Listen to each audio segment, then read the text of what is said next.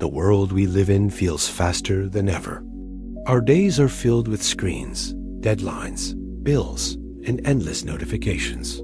We are constantly running, yet so often we do not know where we are going. Deep inside, many people feel a silent question rising. Is this really all there is? We work harder, chase more, buy more, and still something is missing. The more we grasp for satisfaction, the more fragile our peace becomes. It is like holding water in our hands. No matter how tightly we hold, it slips away. Modern life promises us freedom and happiness, but too often it delivers exhaustion, stress, and loneliness. Many wake up each morning already tired, carrying anxiety like a heavy stone in the chest. Some search for relief in money, in relationships, in achievements, or in endless entertainment. But at night, when the noise is gone, the mind is still restless. The heart is still unsatisfied. Beneath all the progress of technology and comfort, the human soul is still searching for something deeper, something stable, something true. And here lies the timeless invitation of the Buddha's wisdom. Not as a distant religion locked in temples, but as living guidance for anyone who suffers, anyone who feels lost, anyone who longs for peace. These teachings are not abstract theories. They are practical keys handed down for centuries to help us face the very struggles that modern people endure today. Stress, fear, broken relationships, endless craving, none of these are new. They are old fires burning in new forms. And just as a lamp can light a dark room, the teachings of mindfulness, compassion, and letting go can illuminate the path through this storm of modern living. This journey is not about escaping life. It is about living fully with clarity and freedom. It is about learning to see through the illusions that keep us trapped in cycles of suffering, what ancient wisdom calls the endless wheel. Imagine for a moment a burning house filled with children playing. The flames rise higher, yet they are too distracted to notice. This house is our life, filled with stress and desires that consume us. But there is also a voice, a call urging you to step outside, to awaken to a peace beyond the flames. This voice has always been here, waiting for us to listen. In the hours ahead, we will walk through stories and reflections that touch the deepest corners of human pain. We will talk about stress and the heavy weight it places on our shoulders. We will speak about money and how it both drives and enslaves us. We will look at love and relationships with their beauty and their heartbreak. We will face anxiety, loneliness, and the never-ending craving for more. But we will not stop at the pain. For each wound, there is also a door. For each struggle, there is also a path forward. These doors are opened by timeless truths, mindfulness, letting go, compassion, balance, and inner freedom. This is not a call to become someone else. It is a call to become who you truly are, when the noise is quiet, when the mind is clear, when the heart remembers its natural kindness. Each part of this journey is a step toward that freedom.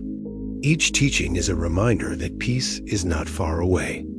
It is already here, waiting within you, like a seed ready to grow. All it asks is that you stop running and allow it to unfold. So let us begin. The house is burning. Flames rise high, crackling with a sound that devours everything in their path. Smoke thickens, filling the rooms, pressing against the walls, hurling under the doors. Yet inside, children sit on the floor, playing with toys, laughing, fighting over small treasures. They are too absorbed to notice the danger that surrounds them. Their eyes are fixed on little prizes, while the walls glow red with fire. A father calls to them with urgency, his voice trembling with both love and fear. Come out, leave everything. The house is burning, but the children hesitate. The toys still shine in their hands. They do not yet understand. This ancient image is not just a story from long ago. It is a mirror held up to our modern lives. The burning house is the world we live in every day. The fire is the endless stress, the constant demands, the cravings and distractions that consume our time and our hearts. And we, like the children, are often too busy with our toys, our possessions, our phones, our endless scrolling, our fragile ambitions to see the danger closing in. We chase momentary comfort while our deeper peace slips away. The question is not whether the fire is real. The question is, will we hear the call to step outside? Stress today has become so normal that many hardly recognize it as a fire. It begins as a small spark, an email unanswered, a bill unpaid, a relationship unresolved. But left alone, it grows. It consumes our energy.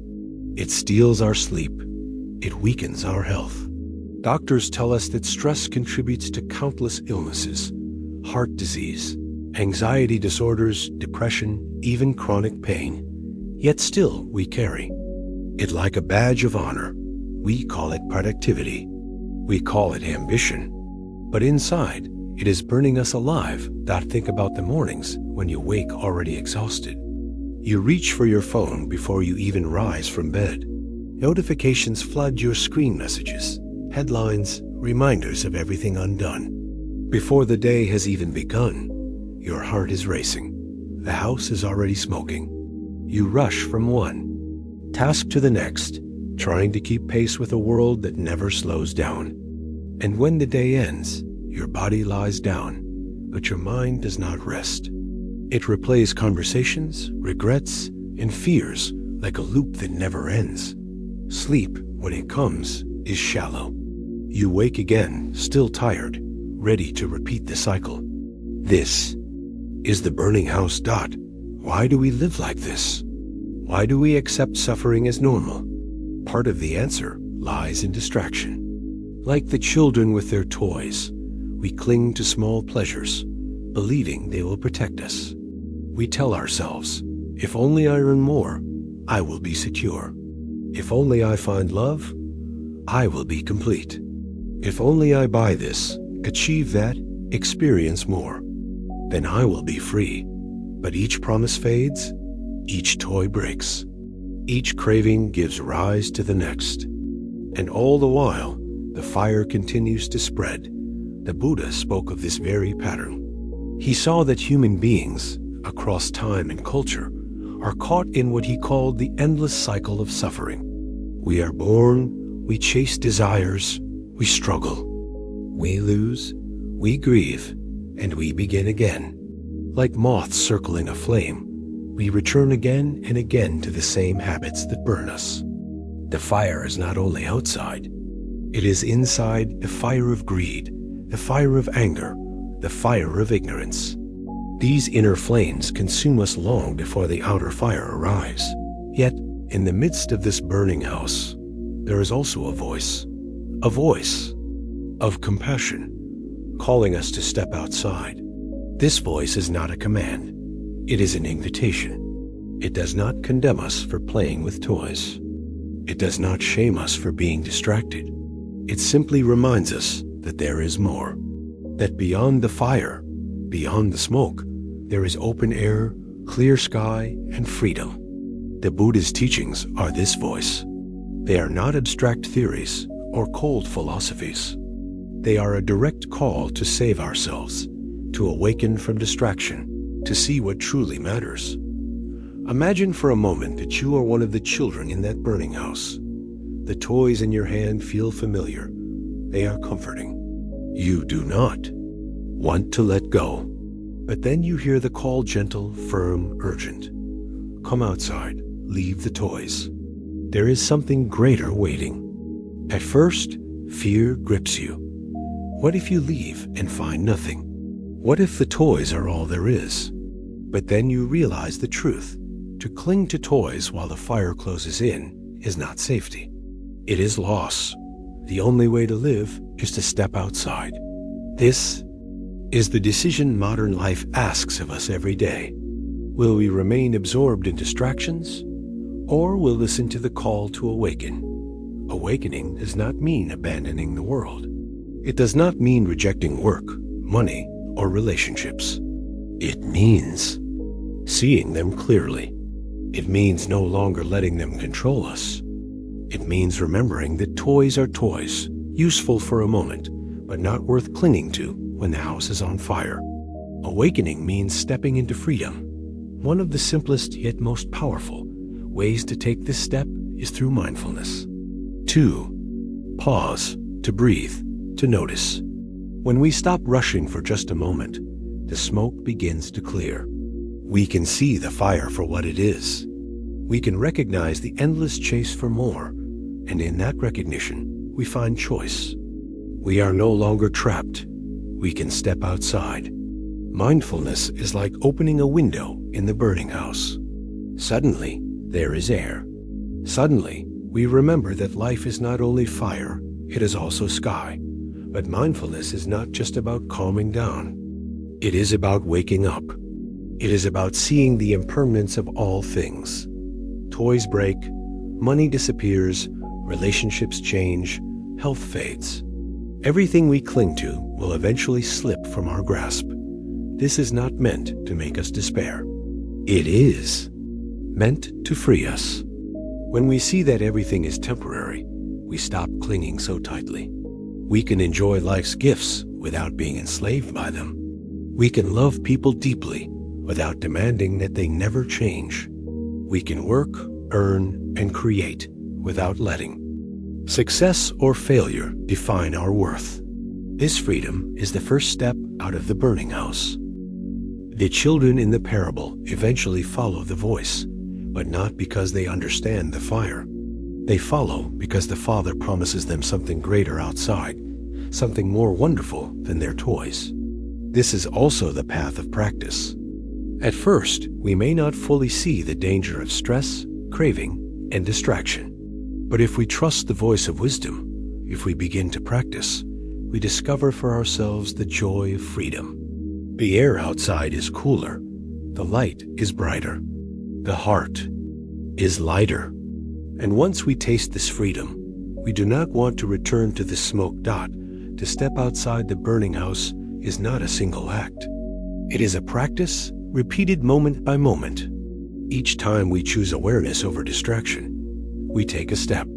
Each time we choose compassion over anger, we take a step. Each time we choose letting go over clinging, we take a step. Slowly, steadily, we move toward freedom.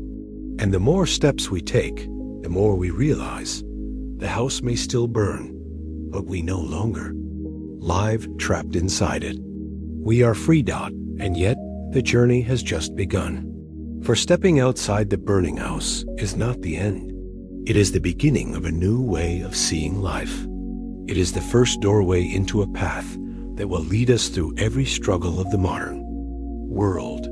From here, we will look at how to dance with life's winds, how to find what was never lost, how to calm the lake of the mind, and how to walk with balance, generosity, and patience.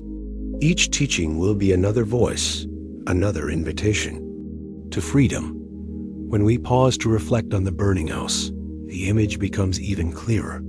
The toys that once seemed so important lose their power. We begin to see how much of our suffering comes not from the world itself, but from the way we cling to it. The fire may be real, but much of its heat is fueled by our own grasping. A difficult boss, an unpaid bill, a restless night, these are sparks. But our reactions, our fears, and our endless what-ifs pour oil on the fire until it feels unbearable. If we learn to meet life without clinging, without adding fuel, then the flames shrink. We see them clearly, but we are not consumed. Consider how much energy is lost in resistance. We resist what has already happened.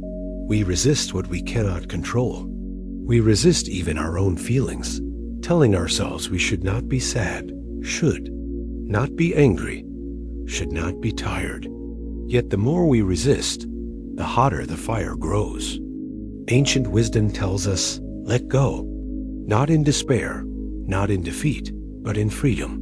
letting go is not the same as giving up. It is stepping outside the burning house because we realize the toys inside are not worth the cost. It is choosing life, choosing peace, choosing freedom. Some may ask, if everything is impermanent, if all desires fade, then what is the point of life? The answer is simple. The point is to live with awareness, to experience each moment fully without being chained. By it, when we eat, we taste the food, not the craving. When we love, we embrace the person, not the fear of losing them. When we work, we do the task, not the endless comparison with others. Life itself becomes vivid, real, and present.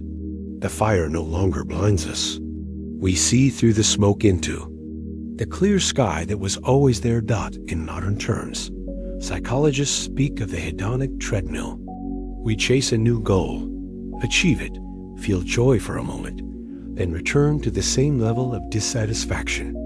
So we chase again, faster and harder, but the treadmill never stops.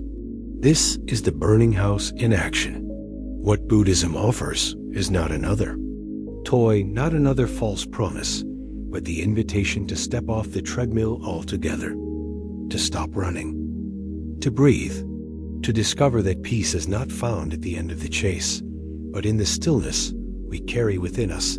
Imagine you are standing at the doorway of the burning house. Behind you, flames roar. Before you, open space stretches endlessly. Yet still you hesitate. Your hands are full of toys. You fear letting them go. This hesitation is the heart of suffering. We cling because we do not trust what lies ahead. But the path of practice is learning to trust, to take one small step and then another. Each step builds confidence. Each step reveals that the world outside is real, solid, and alive. And slowly, our grip loosens. The toys fall away. Our hands are empty, yet our hearts are full. There is a story told of a man running through the forest, chased by a tiger. Desperate, he comes to a cliff. Below, another tiger waits. He clings to a vine between them, suspended above danger. Then, he sees a ripe strawberry growing nearby. With one hand, he plucks it, tastes it, and smiles. The story is not about ignoring danger. It is about choosing presence. Even in the midst of fire, even in the face of fear, there is still beauty to be seen, life to be tasted. This is the miracle of mindfulness. It allows us to taste the strawberry even while the house burns. It does not erase suffering, but it frees us from being defined by it. To practice this in daily life, begin simply. When you breathe, know that you are breathing.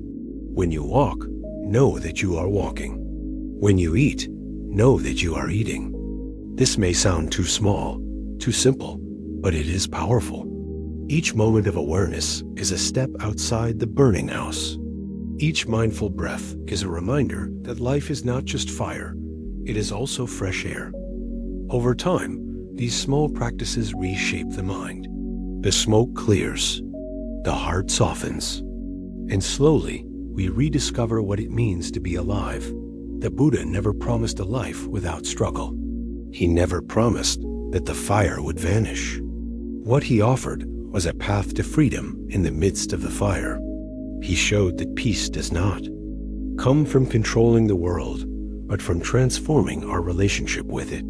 The house may still burn, but we do not have to be trapped inside. This is the essence of liberation. It is not about escaping life, but about being free within it. Think about the people you know who carry peace with them. Perhaps you have met someone like this, calm in crisis, gentle in conflict, steady even when life crumbles around them. They are not free from problems, but they are free from being consumed by them. Their presence feels like cool air in the midst of smoke. This is the fruit of practice. It is what happens when we step outside the burning house, not once, but again and again, until freedom becomes our home. And so, the urgent call is not only for ancient children in an old story. It is for us, here and now. Every day, life calls. To us, step outside. Do not waste your days clinging to toys while the house burns. Some ignore the call. Some hesitate. But some hear and respond. And for those who respond, a new life begins. A life of clarity, of freedom, of true presence. This is the invitation before you. This is the door opening, right here, right now. As we close this reflection, let us remember, the burning house is real, but so is the open sky. The toys are tempting, but so is freedom. The choice is always ours, to stay or to step outside, to cling or to let go, to burn or to be free. May you hear the call. May you take the step. May you discover the peace that waits just beyond the smoke. And as we step out together, the journey does not end. It only begins. For once we leave the burning house, we must learn to live in the winds of life, to bend and not break, to find strength in flexibility. This is where the next part of our journey will take us, into the bamboo grove, where we discover the unseen dance with the wind. The wind cannot be seen, yet it shapes everything. It bends the trees, it ripples the lakes, it pushes the clouds across the sky. We know it is real not because we see it, but because we feel its power. Life is much the same. Invisible forces surround us every day. A harsh word from a stranger, an unexpected bill, the traffic that makes us late, the endless buzz of responsibilities. We cannot always predict them, yet they shake us, they bend us, they disturb the peace we long for.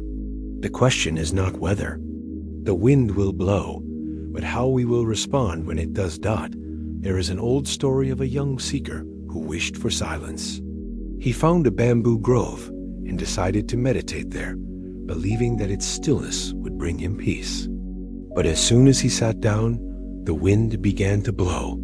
The bamboo stalks rattled, knocking against each other, filling the air with sound. The seeker grew frustrated. If only the wind would stop, he thought, and I could meditate. Then I could find peace. For days he returned, each time annoyed by the same rustling. Finally, in despair, he went to his teacher and complained. The teacher listened and then asked gently, "Why do you fight the wind?" "The bamboo does not. Resist. It bends, it sways, it dances. Peace does not come from silence. It comes from learning to move with the wind." This story captures a truth that is vital for modern life. Many of us think peace will come when the world finally stops, disturbing us. We wait for the perfect job, the perfect partner, the perfect moment when everything aligns. We imagine peace is something we can only have once all problems are solved. But life does not work that way. There will always be wind. There will always be noise, stress, interruptions. To demand a still world is to demand the impossible. The real path is not to resist the wind, but to learn how to bend with it. Think about how often we stiffen against life. We plan a perfect day, but traffic ruins it. We expect kindness, but someone speaks with cruelty. We hope for health, but illness arrives. Each time, we feel anger, frustration, or despair. These emotions are natural, but when we cling to them, they harden us. We become like a dry, brittle branch. When the wind comes, we snap. The bamboo, however, survives storms because it is flexible. It bends, it moves, and when the wind passes, it stands tall again. This is resilience. This is wisdom. This is the way to live. The Buddha taught that suffering often comes not from events themselves, but from our resistance to them. Pain is real loss, illness, disappointment, all hurt. But when we fight against what has already happened, when we insist that life must always follow our desires, we double our suffering. The wind blows once, but we relive it again and again in our minds. We tell ourselves stories. This should not have happened. This is unfair. This ruins everything. Each thought adds another layer of pain. Yet, if we learn to accept the wind, to bend rather than resist, much of our suffering dissolves. Acceptance does not mean weakness. It does not mean we let life trample over us. It means we face reality as it is, not as we wish it to be. It means we meet challenges with clarity instead of denial. When illness comes, we care for our body instead of hating it. When conflict arises, we listen with patience instead of fueling anger. When plans fail, we adjust instead of collapsing. Acceptance gives us strength because it frees us from the burden of fighting battles we cannot win. Modern psychology supports this truth. Research on resilience shows that people who adapt to change, who stay flexible in the face of stress, recover more quickly and suffer less anxiety. They are not spared from hardship, but they move through it without being crushed. Like bamboo, they bend and sway, and in that movement, they find survival. We too can learn this dance, but it requires a shift in how we see life. Instead of waiting for the world to calm, we must calm ourselves within the world. One practice that helps is to pause whenever we feel resistance rising. When anger flares, when frustration burns, when disappointment weighs us down, pause. Take a breath. Ask yourself, am I fighting the wind? Am I demanding stillness when life is moving? This simple question can transform the moment. It reminds us that the wind is not our enemy. It is simply part of life. And once we accept this, we can begin to move with it instead of against it. Imagine standing in a storm. Rain lashes down, wind pushes hard, and you fight to stay upright. Every muscle strains, every step is a battle. Now imagine letting go. You loosen your body. You sway with the gusts. You laugh at the rain soaking your clothes. Suddenly, the storm is no longer your enemy. It is wild, yes, but you are free within it. This is what it means to dance with the wind. Life does not always become easier, but it becomes lighter. The storm does not vanish, but it no longer controls you. Of course, bending with the wind is not always easy. We are trained from childhood to control, to win, to force life into our shape. Flexibility feels like surrender, but in truth, it is strength. Think of martial artists who redirect the force of their opponents instead of resisting. Their power comes not from hardness, but from flow. In the same way, our strength grows when we learn to flow with life. Flexibility does not make us weak. It makes us unbreakable. Let us bring this into daily life. A coworker criticizes you unfairly. Instead of hardening into anger, you breathe. You remind yourself, this is wind. You choose to respond with calm, perhaps even with kindness. The criticism stings, but it does not break you. Or imagine waiting in line, frustrated by the slowness. Instead of fuming, you soften. You use the time to notice your breath, to look around, to smile at someone nearby. The wait becomes a practice. The wind becomes your teacher. These small moments are where flexibility is built. Each time you bend, you strengthen the habit of resilience. In relationships, this flexibility is essential. No partner, no friend, no family member will ever behave exactly as we want. If we demand perfection, we will always be disappointed. But if we allow others to be human, if we bend instead of break, relationships grow deeper. Compassion flourishes. Love becomes more than a demand. It becomes a gift. We stop trying to control the wind of others, and we begin to dance with them. Instead, the young seeker in the bamboo grove eventually learned this. He returned to meditate, but this time, when the wind rustled the bamboo, he smiled. He closed his eyes and let the sound wash over him. The noise was no longer an obstacle. It was part of the practice. It was a reminder that peace is not found in the absence of disturbance, but in the ability to remain steady within it. He discovered that true silence does not mean the world is quiet. It means the heart is quiet. Even when the world is loud. This lesson is for us as well. We may not sit in bamboo groves, but we sit in offices, in traffic, in crowded kitchens with crying children.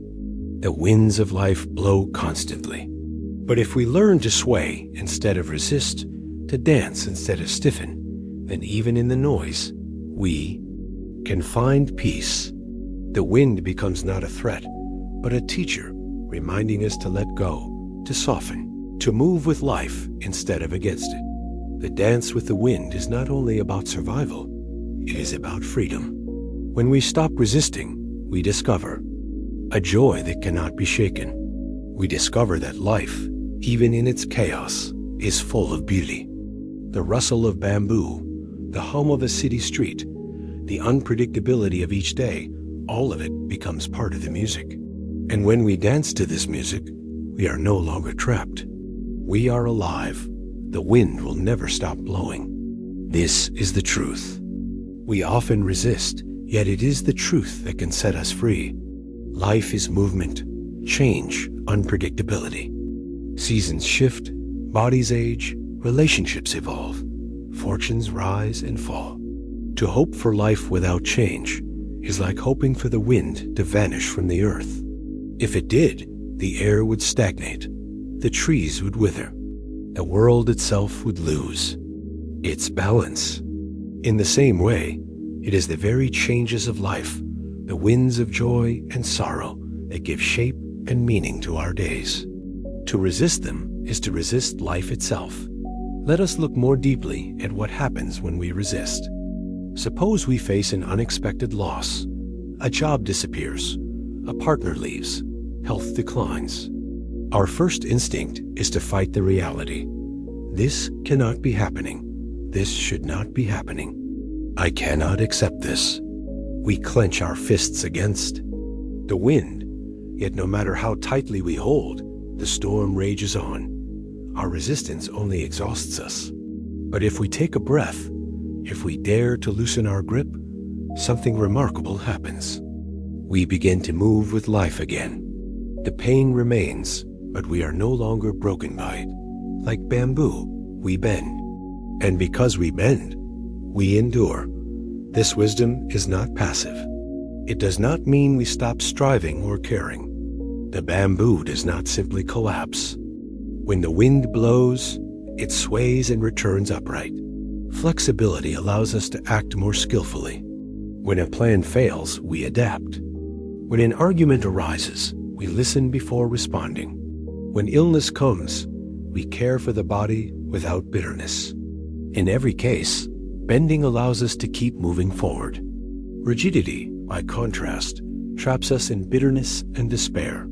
The difference is not in the wind, but in how we choose to meet it. There is a saying in Zen, let go or be dragged. How often are we dragged by life because we refuse to release what cannot be held? A grudge against someone who hurt us. An expectation that a friend or partner must always meet our needs. A dream that did not unfold as we wished. The tighter we cling, the more we are dragged through suffering. But the moment we let go, we are free. This letting go is not weakness. It is the strength of flexibility. It is the wisdom to know when to hold firm and when to release. Imagine two trees in a storm.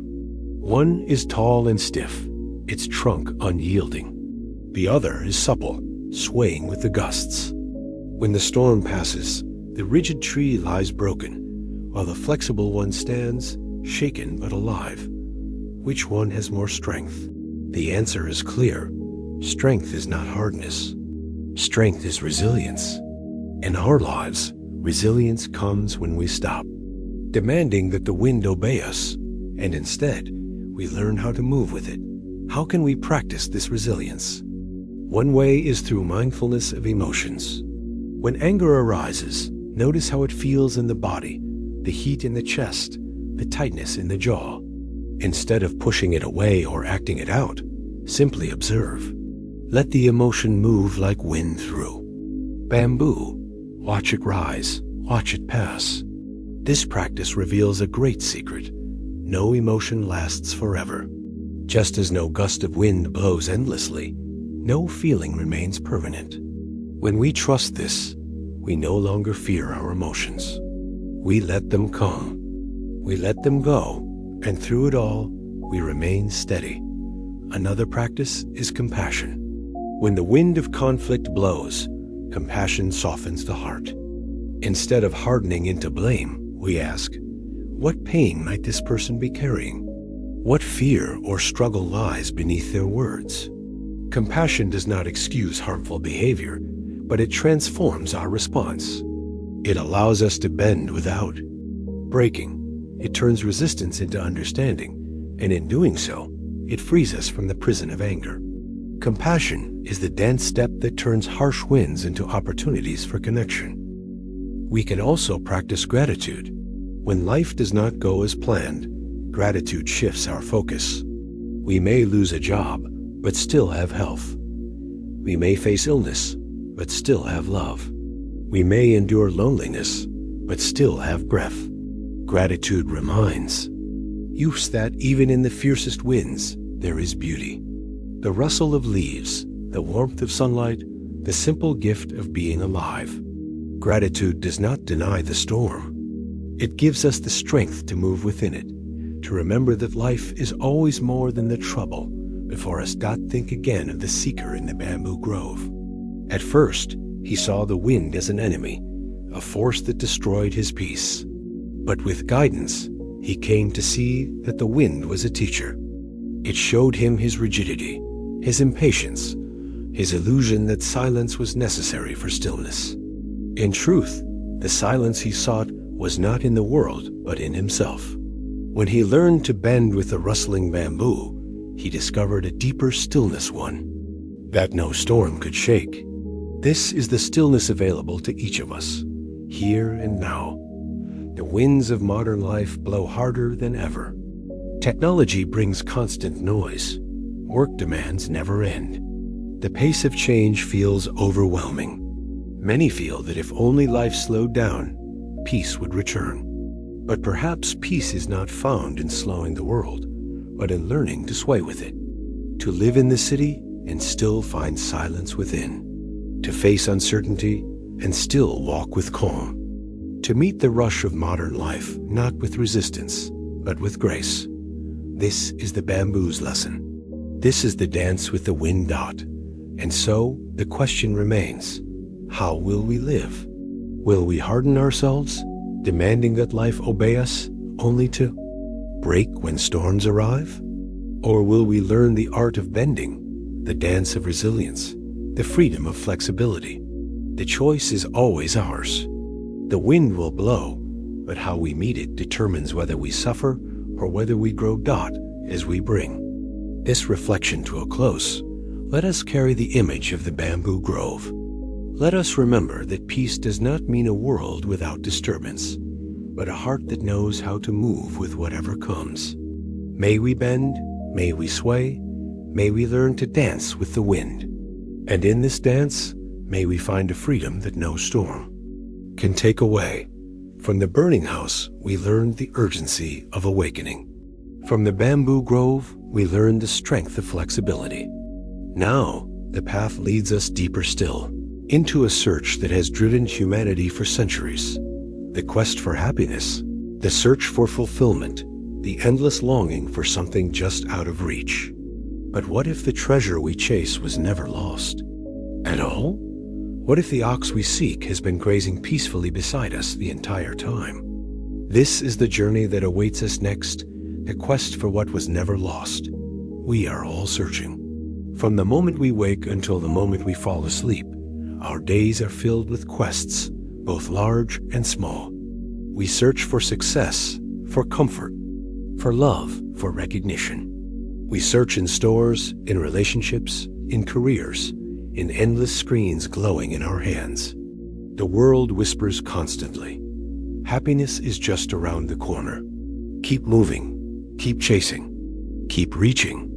And so we run, faster and faster, convinced that what we long for lies somewhere just beyond our grasp. But no matter how far we run, something feels incomplete. We achieve one goal, and almost immediately, the mind creates another. We buy what we desire, only to feel restless soon after. We enter relationships, expecting them to fill the emptiness inside.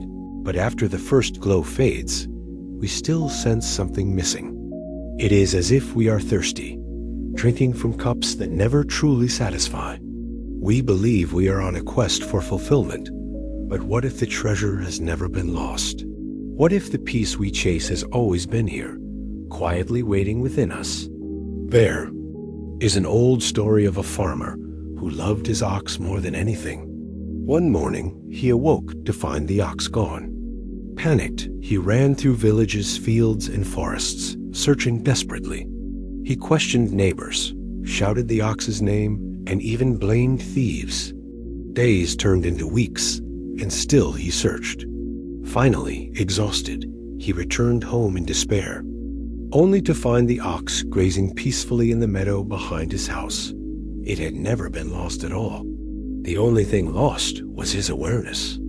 His frantic search had blinded him to the truth that what he longed for had been beside him all along. We are like that farmer. We search for happiness as if it is missing. We search for peace as if it has been stolen. We search for meaning as if it lies hidden in a distant land. But the Buddha taught that the peace we seek is not outside us. It is our very nature. It does not need to be found. It needs only to be recognized. The frantic chase blinds us to this truth, just as the farmer's. Panic blinded him to the ox, grazing quietly nearby. Modern psychology describes something similar as the hedonic treadmill. The mind constantly seeks the next thing, believing that once we reach it, we will be satisfied. But satisfaction fades quickly, and the treadmill begins again. More money, more status, more possessions, more validation. None of them bring lasting peace. The more we run, the more exhausted we become. The Buddha saw this cycle centuries ago. He called it craving, and he taught that it is the root of suffering. The fire of craving never ends by feeding it. It ends only by realizing we already have what we need. Pause for a moment and ask yourself, what am I searching for? Happiness? Security? Love? Now look deeper. Have there been moments in your life when you felt whole, even if nothing had changed? A quiet morning with sunlight on your face, a deep breath taken in stillness, a moment of laughter with a friend. In those moments, you were not searching. You were simply present. And in presence, the treasure appeared. Not because it arrived, but because it was always there. The quest for what was never lost is about remembering. Remembering that peace is not something we must create. It is the natural state of the heart when it is free from distraction and grasping. Imagine a lake. When the water is stirred by wind, the surface is chaotic and we cannot see clearly. But when the wind stops, the water becomes still and the reflection of the sky appears. The sky was always there. It did not suddenly appear. The stillness simply revealed it. In the same way, the peace we seek has always been within us. When the winds of craving and fear calm, it shines naturally. But the mind resists this truth. It insists, no, peace cannot be this close, this simple. It must be in the next achievement, the next purchase, the next relationship. This is the trick of craving. It convinces us that happiness is always out there. And so we search everywhere, except where it truly resides, within. The tragedy is not that peace is absent, but that we fail to see it. Think again of the farmer and his ox. His frantic searching took him far from home. He exhausted himself, blamed others, and lost days of his life. Yet if he had simply paused, if he had simply looked around with clear eyes, he would have seen the ox beside him. How often do we live like this? Running, striving, grasping, while the very thing we seek, contentment, freedom, joy, rests quietly in our own hearts, waiting to be noticed. The Buddha's teaching on this is both simple and radical. Stop running. Sit down, breathe, look directly at your experience. See that in this very moment, nothing is missing. The body is alive. The breath flows. Awareness shines. Peace does not need to be earned. It does not need to be chased. It only needs to be recognized. This recognition is not an idea. It is an experience. And it begins the moment we dare to stop searching. But stopping is frightening. The mind whispers, if I stop, I will fall behind. If I stop, I will lose everything. If I stop, I will be empty. Yet the truth is the opposite. When we stop, we discover fullness. When we stop, we discover that what we longed for has been here all along. This is why meditation is such a powerful practice. It is the art of stopping, of sitting still, of letting the restless search fall silent. At first, it feels uncomfortable. The mind squirms, demanding distraction. But if we stay, if we breathe, if we watch, the restlessness begins to settle. And beneath it, we find a peace that is not dependent on anything outside us. It is like finding the ox grazing peacefully at home. To live this way is to walk differently in the world. We still work, still love, still create, still strive. Without desperation. We do not demand that our job complete us. We do not demand that our partner erase our loneliness. We do not demand that possessions grant us lasting joy. We enjoy them, yes, but we do not depend on them. We know that the treasure lies within, and so we carry peace into everything we do. This is freedom. This is the end of the frantic search. Consider how relationships change when we recognize this. Instead of clinging to others to fill our emptiness, we meet them with wholeness. Love becomes a gift, not a demand. We no longer say, complete, me. We say, let us walk together. This shift transforms love from a desperate grasp to a generous offering. The ox is no longer missing, and so we no longer burden others with the impossible task of finding it for us. Work also changes. Instead of measuring our worth by promotions, salaries, or achievements, we see work as an expression, not a definition. We give our best effort, but we do not tie our peace to outcomes. Success becomes sweet, but not essential. Failure becomes a teacher, not a disaster. The ox is already home, and so work becomes lighter, freer, more creative. We work not to find ourselves, but to share what we already are. Even in hardship, this recognition brings strength. Illness, loss, aging, all of these are winds that stir the surface of life, but beneath them, peace remains. The ox grazes still. The lake reflects the sky still. When we know this, we do not despair. We grieve, yes, we feel pain, yes, but we are not destroyed. We know that what is most essential cannot be taken from us. Awareness remains. Presence remains. The treasure remains. This is the quest for what was never lost. It is not about adding more to our lives. It is about subtracting the illusions that blind us. It is about realizing that we are already whole. And once we realize this, the frantic chase loses its power. We can still pursue goals, still dream, still strive, but with lightness. We run not because we are empty, but because we are full. We search not because we are lost, but because we are curious. Life becomes play, not a desperate chase. The ox is home, and so we walk freely.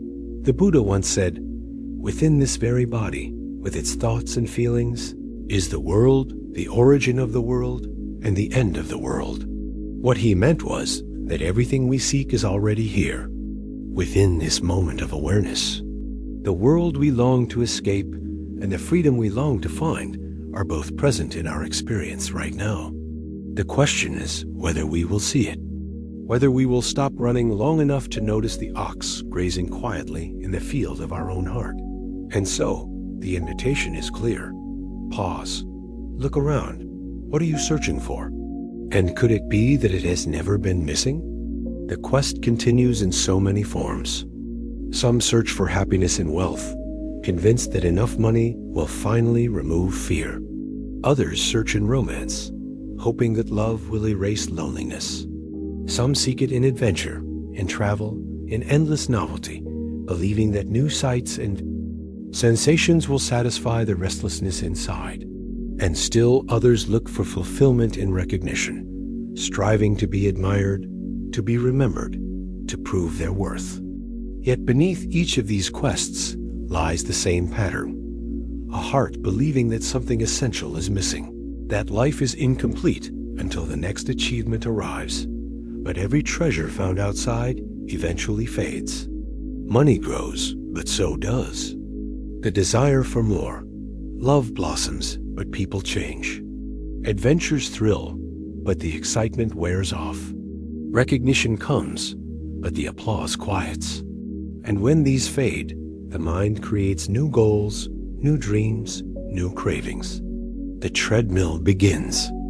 Again, what we long for slips away like water through our hands. And so we run faster, believing the fault lies not in the search itself, but in not having searched hard enough. Yet the deeper truth is that the treasure was never missing. We were never incomplete. The ox has always been grazing nearby. This realization is not meant to make us stop loving, working, or creating. It is not a call to sit passively and abandon life. It is a call to shift the foundation of our search. Instead of chasing wholeness in the outside world, we recognize that we are already whole. And from that wholeness, we engage the world with freedom. When we work, it is not to fill an emptiness, but to share our gifts. When we love, it is not to escape loneliness, but to celebrate connection. When we create, it is not to prove our worth, but to express what is already alive within us. This shift changes everything. Imagine walking through a marketplace. Most people rush from stall to stall, searching for something they believe will complete them. They haggle, they push, they grasp. Their eyes are full of hunger, but one person walks differently. Their steps are calm. Their eyes are bright, but not desperate. They enjoy the colors, the smells, the sounds, but they are not enslaved by them.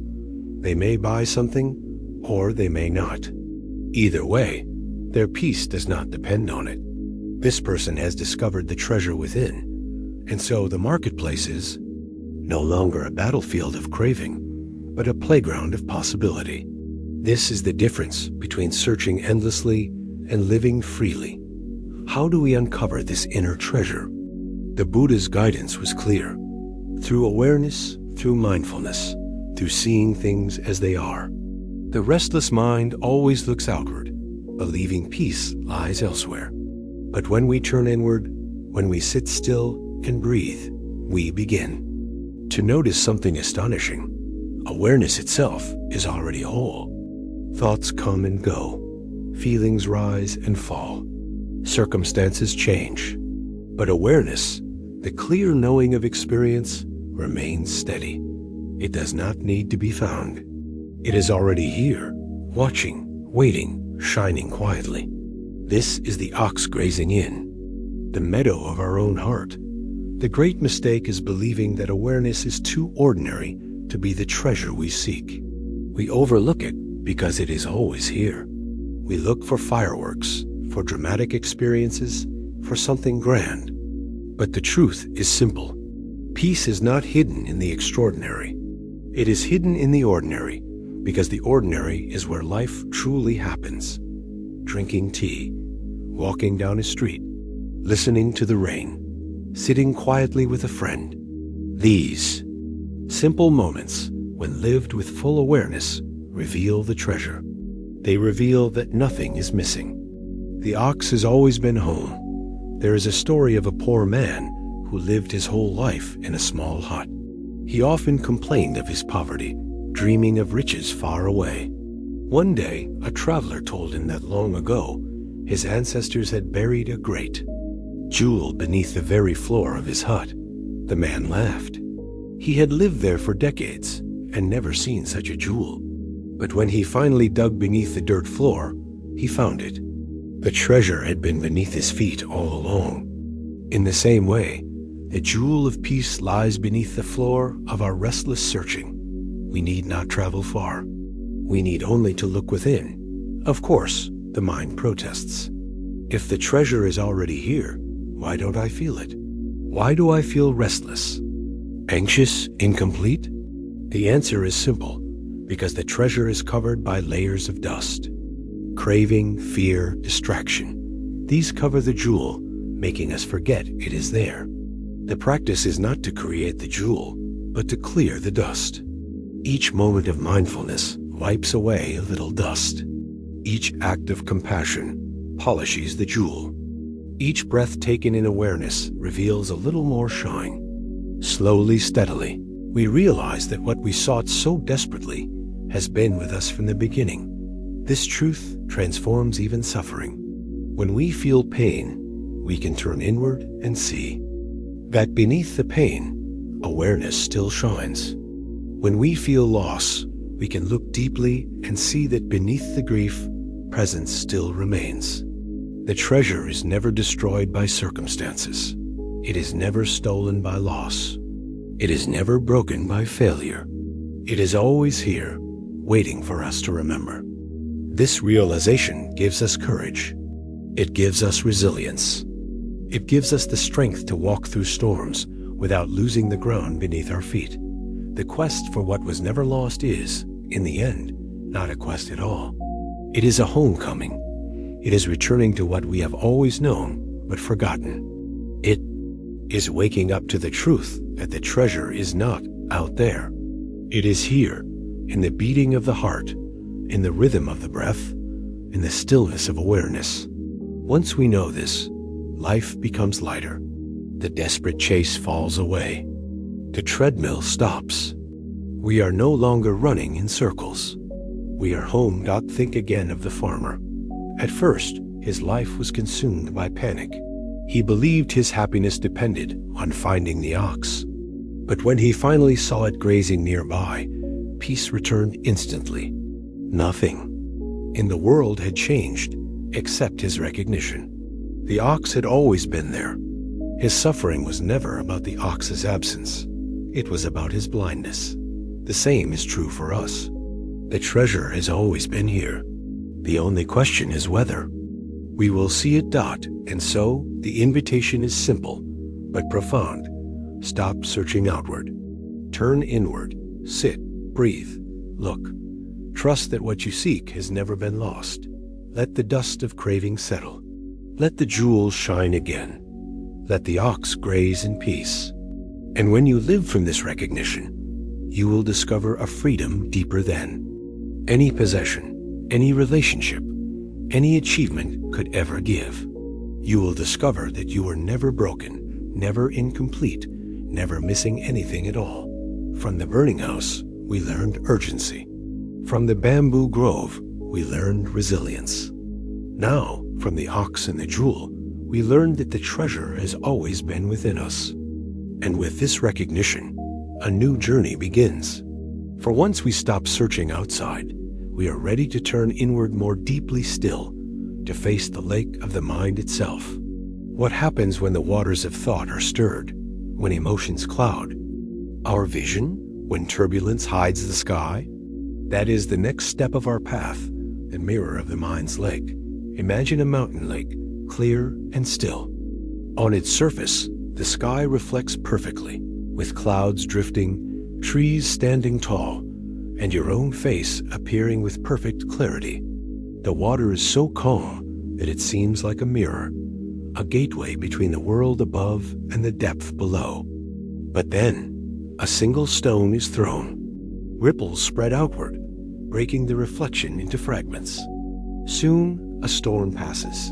Rain pelts down, wind stirs the waves, and the once clear mirror is a swirling chaos of distortion. You can no longer see the sky. You can no longer see yourself. You can only see confusion. This lake is the mind. When still, it reflects reality with clarity. We see the world as it truly is. We see ourselves as we truly are. But when stirred by anger, jealousy, fear, or craving, the surface becomes turbulent. The reflection is lost. We cannot see clearly. We react blindly. We confuse illusions with truth. Most of us live not by seeing reality, but by seeing the distorted images rippling across the surface of our inner lake. Think about a moment when anger rose quickly in your heart. Perhaps someone insulted you, cut you off in traffic, or spoke unfairly at work. In that moment, the mind's lake was stirred violently. Thoughts raced. How dare they?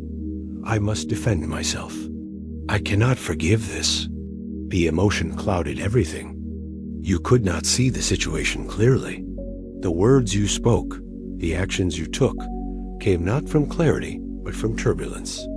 And later, when the emotion settled, you may have seen things differently. But by then, the ripples had already spread outward, affecting others, shaping events, leaving marks that could not easily be undone.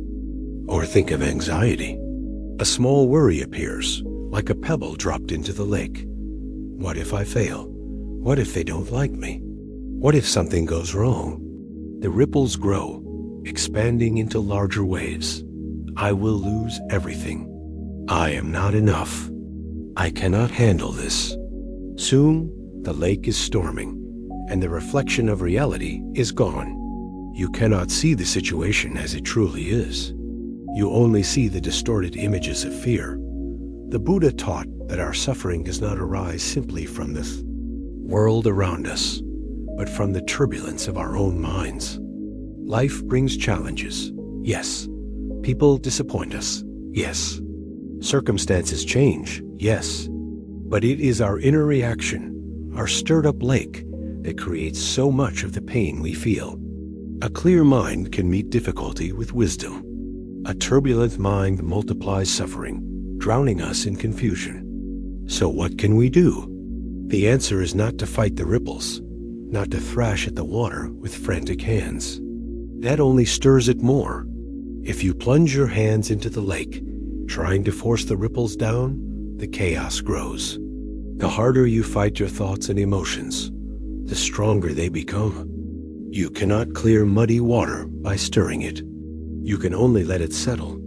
This is the essence of mindfulness, the art of withdrawing your hand from the water. When anger arises, instead of suppressing it or exploding with it, you observe it. You notice the heat in your chest, the tightening of your jaw, the racing of your thoughts. You do not judge it. You do not fight it. You simply watch. And slowly, like sediment sinking to the bottom, the anger begins to settle. The lake grows calm again. The reflection returns. This practice does not mean you ignore emotions. It means you allow them to rise and pass naturally, without clinging to them. Just as clouds drift across the sky without changing the sky itself, emotions drift across the mind without changing awareness itself. When we learn to watch them, they lose their power to control us. The lake remains deep, still, and clear beneath the surface waves. Think about jealousy. Someone you know receives success or recognition, and instantly your heart tightens. The thought arises, why not me? That thought stirs the water. If you cling to it, if you feed it with comparisons, the lake grows stormy. But if you watch the thought arise and let it go, it dissolves. The water clears. You see reality again. Another person's success does not take away from your own worth. You realize that jealousy was only a ripple, not the truth of who you are. Modern psychology confirms this ancient wisdom. Studies show that trying to suppress thoughts often makes them stronger. Tell yourself not to think of something, and the mind clings to it even more. But observing thoughts without judgment allows them to fade naturally. This is why mindfulness-based therapies are so effective for anxiety, depression, and stress. They do not erase difficult feelings. They teach us to stop feeding them, to let them settle, to return to clarity. The challenge is that most of us are not trained to watch the lake. We are trained to react instantly. We feel anger and immediately act on it. We feel fear and immediately run. We feel desire and immediately chase. The ripples rise, and we are swept away before we even notice.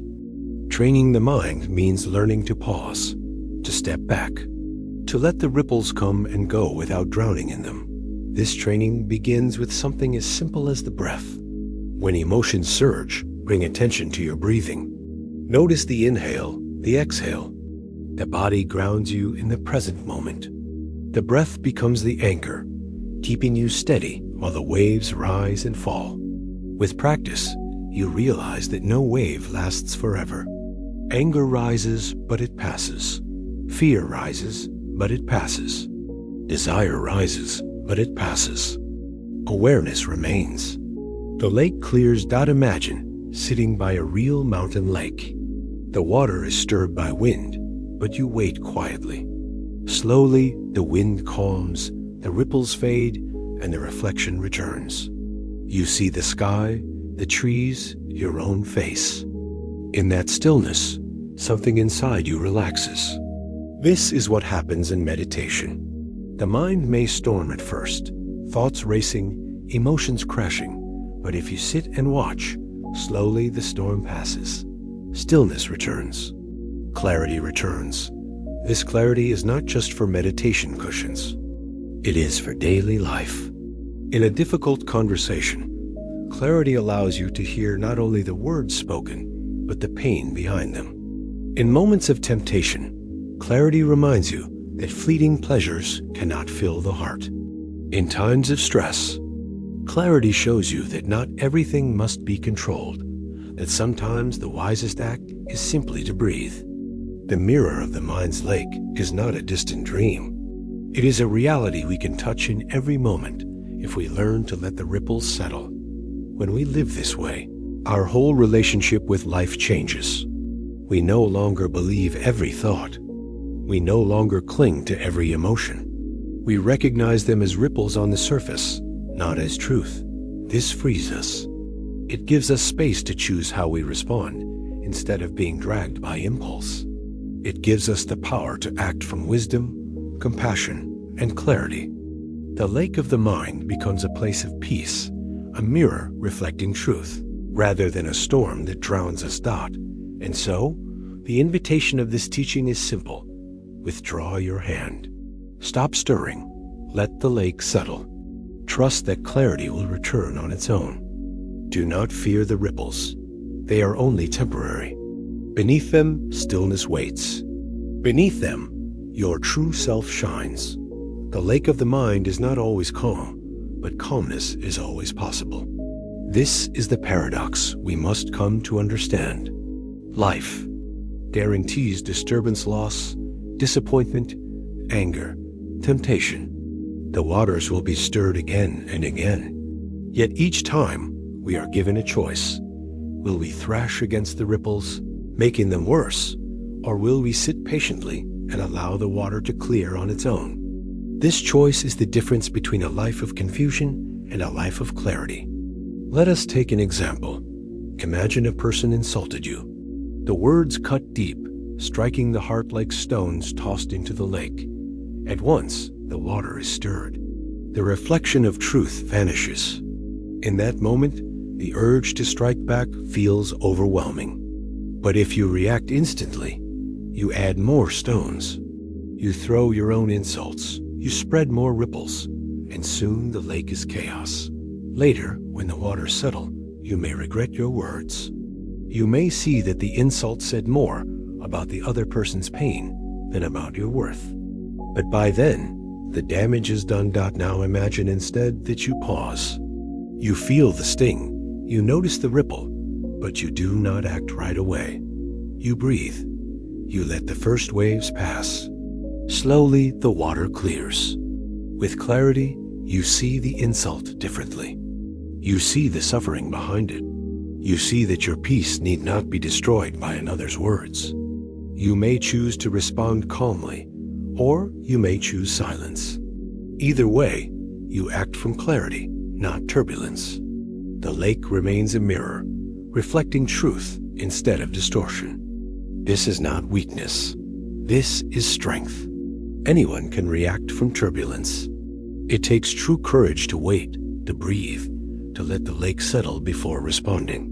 This strength is available to anyone who practices. It is not the privilege of monks or saints.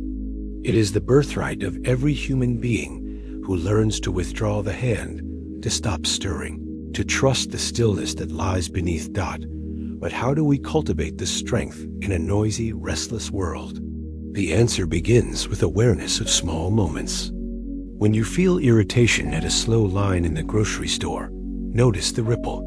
When you feel envy scrolling through someone else's perfect pictures, notice the ripple. When you feel fear before an uncertain future, notice the ripple. Each time you notice, you weaken the habit of being swept away. Each time you notice, you strengthen the habit of clarity. This practice is not about grand gestures. It is about small moments, repeated again and again, until awareness becomes natural. Meditation is training for this awareness. When you sit quietly, thoughts will come. Memories, plans, worries, all like stones tossed into the lake. At first, you may feel frustrated. I cannot stop my thoughts. My mind is too busy. But the point of meditation is not to stop the ripples. The point is to watch them without stirring more, to let them rise and pass. Over time, you discover that even a busy mind has moments of stillness. You discover that clarity is not something you create, but something you allow. Science supports this. Studies on mindfulness meditation show that it reduces reactivity in the brain's fear centers. It increases activity in regions linked with clarity, empathy, and regulation. In simple terms, mindfulness changes the way the mind responds to ripples.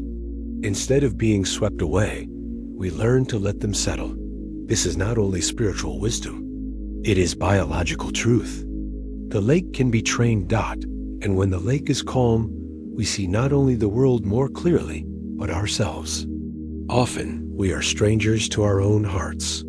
We define ourselves by fleeting emotions. I am angry. I am anxious. I am worthless. But these are not who we are. They are ripples. Beneath them lies something deeper: awareness, presence, a stillness that does not change. When we see this, we stop confusing the waves for the water. We stop believing that we are broken each time a ripple appears. We realize that clarity has always been there, waiting beneath the surface. This realization brings freedom. No longer do we fear emotions. We do not need to push them away or cling to them. We can allow them to come and go, knowing they are temporary. This frees us from the exhausting fight against ourselves. Instead of fearing the ripples, we trust the depth of the lake. Instead of drowning, we float. Instead of confusion, we find peace dot, and from this peace comes compassion. When our own lake is stormy, we see the world through distortion. We judge quickly, we harden our hearts, we act selfishly. But when our lake is clear, we see others as they are, fellow human beings, each struggling with their own ripples. We see that anger in another is only turbulence, not truth. We see that jealousy, greed, fear all are passing storms, not fixed identities. This vision allows compassion to flow naturally. Just as the lake reflects the sky without effort, a calm mind reflects kindness without effort. Consider how this changes relationships. Instead of reacting to every ripple in others, we give space for their waves to settle. We listen more deeply. We respond with patience. We create environments where peace can grow instead of adding fuel to conflict. Families, friendships, workplaces, all are transformed when just one person carries the clarity of a calm lake dot, the mirror of. The mind's lake is not only a teaching for individuals, it is a teaching for society. So many conflicts in our world arise because groups of people react from turbulence. Nations, communities, movements, each stirred by fear, anger, or desire, lash out blindly, multiplying suffering. But if enough people learn to calm their inner lakes, the collective waters also clear. Peace begins inside, but it radiates outward, shaping the world dot. And so, the practice is both simple and profound. Watch the ripples, do not stir them, trust the stillness. Again and again, return to the breath, return to awareness, return to the mirror of the lake. Over time, the habit of reactivity weakens, and the habit of clarity strengthens. Over time, the storm loses its power, and the reflection of truth shines once more. From the burning house, we learned urgency. From the bamboo grove, we learned flexibility. From the search for the ox, we learned that the treasure is already within. And now, from the mirror of the lake, we learn clarity, the ability to see the world and ourselves as they truly are, without distortion. With this clarity, we are ready to face the next challenge, the lure of pleasure, the sweet bait that promises happiness but often hides suffering. That is where our journey takes us next, the sweet bait of temporary pleasure. Imagine a small child who discovers a jar of honey. The golden sweetness glistens in the light, thick and rich. The child dips a finger, tastes it, and feels an explosion of delight. For a moment, the world disappears into that sweetness. The child returns again and again, unable to resist, licking every drop. But what begins as joy soon becomes sticky. The hands are coated, the clothes smeared, the jar tipped over. The sweetness remains, but so does the mess, the discomfort, the craving that never seems to be satisfied. This is the image of pleasure in our lives. Sweet, irresistible, but often sticky, leaving behind craving, regret, or emptiness. There is nothing wrong with honey. There is nothing wrong with pleasure. The danger lies in our attachment, our constant belief that this sweetness will finally complete us. We chase it endlessly, but each taste fades, and the hunger grows again. The Buddha compared this debate on a hook delightful to the senses, but hiding sharp suffering beneath. Look around at modern life. The honey jars are everywhere. The endless scroll of social media, each new post promising a hit of excitement. The glowing screens of entertainment, keeping us up deep into the night. The racks of stores filled with things we convince ourselves we need. The rich meals, the flowing drinks, the luxury vacations, the rush of shopping carts filled with goods. Each one promises, "Take me and you will be happy." And for a moment, the promise seems true. But soon, the sweetness fades, and we crave the next taste. Consider how often we eat not because we are hungry, but because we are restless. How often we shop not because we need, but because we are bored or lonely. How often we scroll not because we learn, but because we cannot bear silence. Pleasure becomes not a joy but an escape, not nourishment but numbing. And yet, the escape never lasts. Like drinking salt water to quench thirst, the more we consume, the thirstier we become. The Buddha understood this trap well.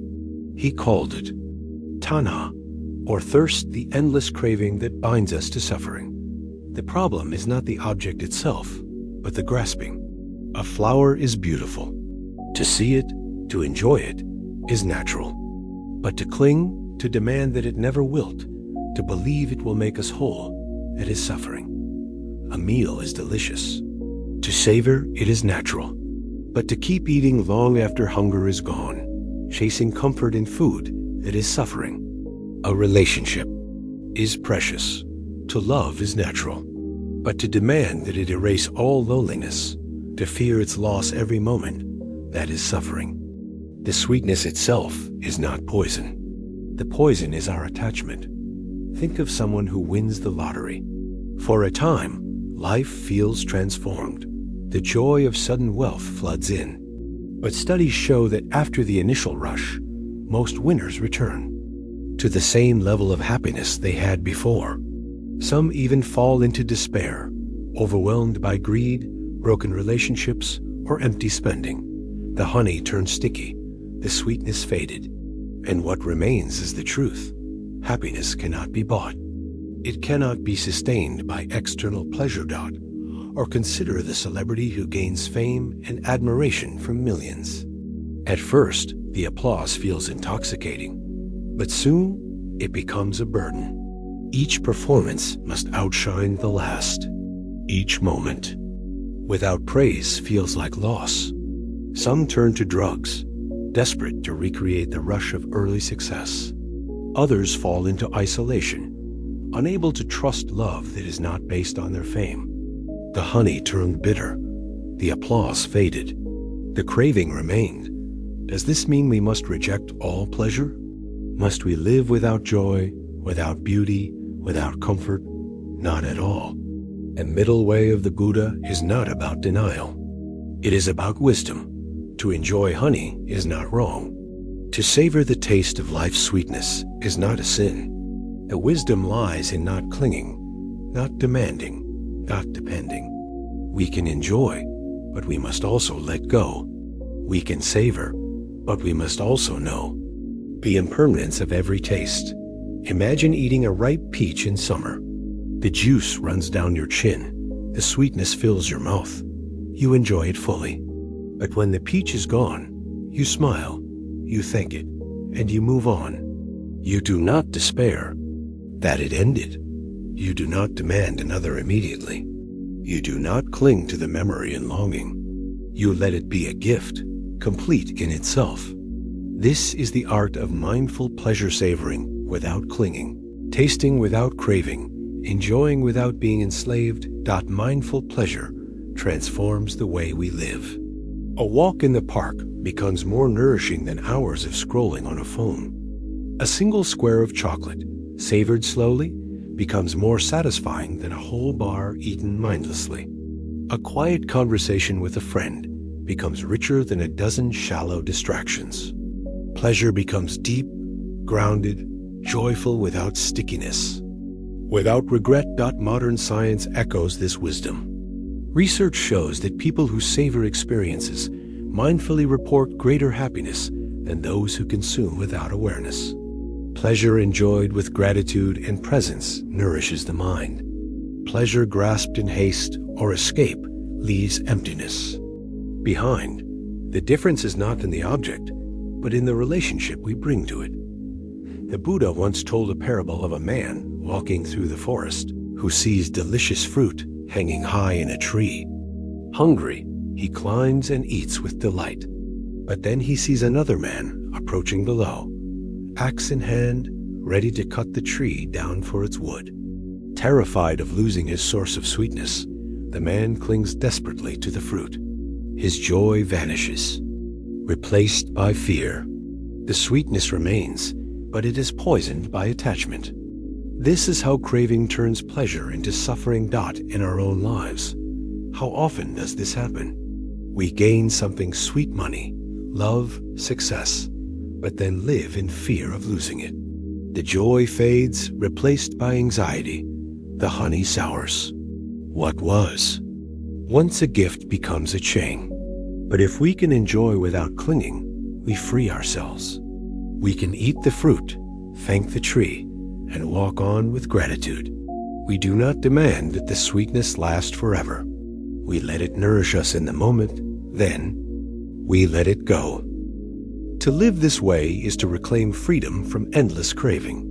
We no longer run from one jar of honey to the next, desperate for more. We learn to rest in the deeper sweetness of awareness itself. We discover a joy not dependent on possessions, not bound by circumstances. We discover the sweetness of presence, of being alive, of breathing in this very moment. This joy cannot be taken, cannot sour, cannot fade, because it is not tied to conditions. It is the natural taste of freedom. The question, then, is how to practice this in daily life. One way is to pause before indulging in pleasure. Ask yourself, am I enjoying this, or am I escaping something? Am I savoring, or am I clinging? This pause brings clarity. It helps us distinguish between healthy joy and sticky craving. Another way is to practice gratitude. When something sweet arises, a meal, a song, a kiss, pause and give thanks. Let the gratitude deepen the joy, and then let the moment pass without regret. The child with the honey jar teaches us both the danger and the possibility. Yes, pleasure can leave us sticky, restless, unsatisfied. But with awareness, with mindfulness, with letting go, the same honey can be a gift, sweet, nourishing, complete in itself. The key is not to avoid sweetness, but to enjoy it wisely, without clinging. Pleasure itself is not the enemy. The real trap lies in our relationship with it. When we chase it blindly, it enslaves us. When we cling to it, it turns into suffering. But when we meet it with awareness, it becomes a teacher. It shows us the truth of impermanence. It reminds us that every sweetness is fleeting, every taste temporary, every high destined to fade. This truth is not meant to make us despair. It is meant to free us. When we know that pleasure cannot last, we stop expecting it to save us. We stop clinging. We start enjoying with freedom. Think of a candle flame. Its light is beautiful, but it burns out quickly. If we grasp it with our hand, it burns us. If we chase it, we tire ourselves. But if we simply enjoy its glow while it lasts, we experience its beauty without harm. Pleasure is like this flame. To grasp it is pain. To chase, it is endless exhaustion. But to enjoy it in the moment, knowing it will pass, is wisdom. The Buddha often spoke of the dangers of chasing pleasures blindly. He compared it to drinking a sweet drink that hides poison. At first, it delights, but soon it brings suffering. The problem is not in the drink itself, but in our unawareness. If we drink without wisdom, we harm ourselves. If we taste with mindfulness, we recognize its nature. We do not cling. We do not suffer. Modern life magnifies this danger. Advertisements constantly tell us that pleasure is the path to happiness. Buy this, and you will be fulfilled. Eat this, and you will be complete. Experience this, and you will finally be whole. We are bombarded with messages that happiness is just one purchase away. Yet each promise fades. Each pleasure passes. And still we chase, convinced that the next one will be different. This cycle is the sweet bait, glittering, tempting, but always hiding the hook of craving. Technology has made the bait even sharper. Social media feeds are designed to exploit our craving for novelty and approval. Each like, each notification gives a small burst of pleasure, but it fades instantly, leaving us craving the next. The cycle is endless. Hours disappear into scrolling, but satisfaction never arrives. The sweetness is real, but it is shallow. It does not nourish. It leaves us sticky, restless, and empty. Food, too, has become a common trap. Entire industries design meals packed with sugar, salt, and fat engineered to light up the brain's pleasure centers. We eat beyond hunger, not because our bodies need, but because our minds crave. The sweetness fades quickly, replaced by guilt or discomfort. The bait was delicious, but the hook remains.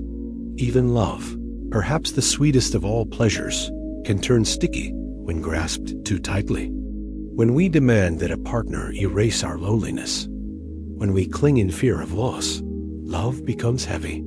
The joy of connection turns into the anxiety of possession. What began as freedom becomes a cage. Yet when love is enjoyed with mindfulness, when we see its impermanence, when we cherish without clinging, it becomes one of life's most profound joys. So what is the way forward? The Buddha's answer was the middle way. Not indulgence, not denial, but wisdom. We need not reject pleasure, nor must we drown in it. We can enjoy life's sweetness without letting it enslave us. This middle path transforms pleasure from bait into blessing. One practice is mindful consumption. When eating, slow down. Taste each bite. Notice the flavors, the textures, the nourishment. Eat until satisfied, not stuffed.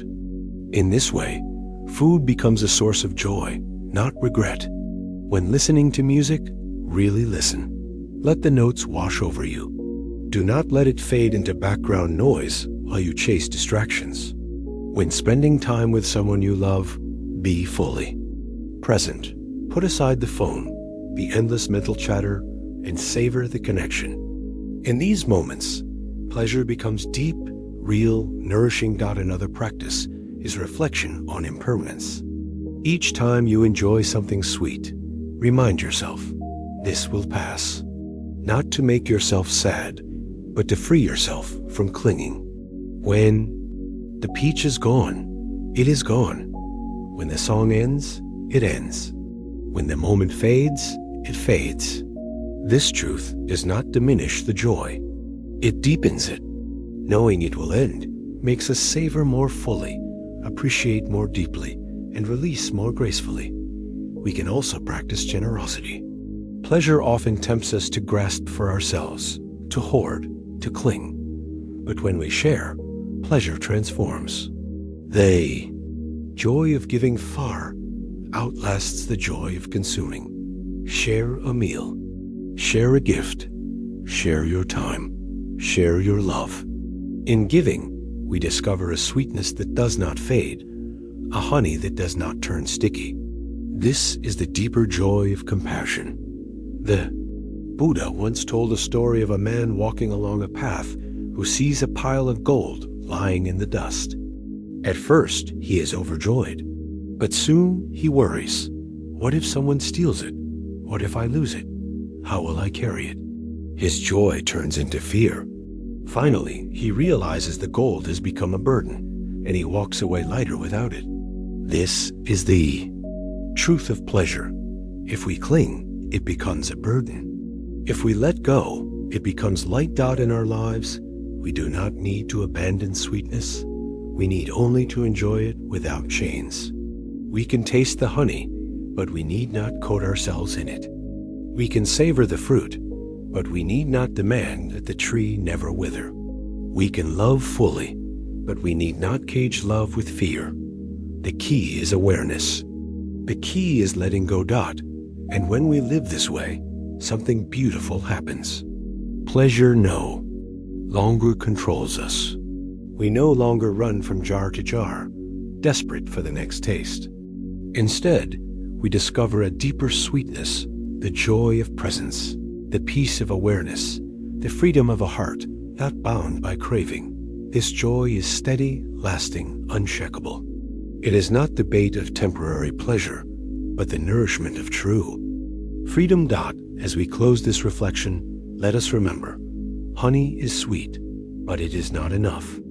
Pleasure is real, but it cannot complete us. To cling is to suffer. To enjoy with wisdom is to be free. May we taste life's sweetness fully, and may we release it gently when it fades. In this way, we walk the middle path, neither enslaved by pleasure nor deprived of joy, but free, light, alive. From the burning house, we learned urgency. From the bamboo grove, we learned resilience. From the ox, we learned the treasure is within. From the lake, we learned clarity. From the honey, we learn wisdom and joy.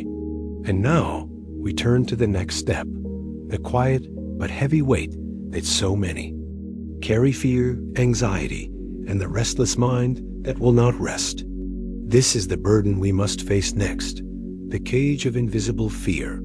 Fear is a shadow that walks beside us. We may not always see it, but we feel its presence. It tightens the chest before a difficult conversation. It whispers doubts in the middle of the night. It follows us into work, into love, into the smallest decisions. Some fears are obvious: fear of death, fear of losing those we love, fear of failure.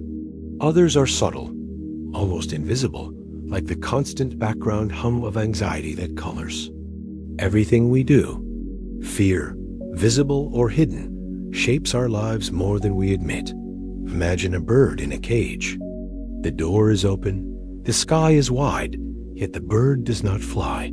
It has lived so long inside the bars that it cannot imagine freedom. Even with wings strong and ready, it stays where it is, trapped not by iron but by belief. This is the cage of invisible fear. The bars are not real, but they feel solid. They keep us from living fully, from loving deeply, from daring greatly. We convince ourselves, I cannot, I am not ready, I might fail, I might be hurt. And so we stay in the cage, even though the door is open. Think about how many choices in your life have been shaped by fear.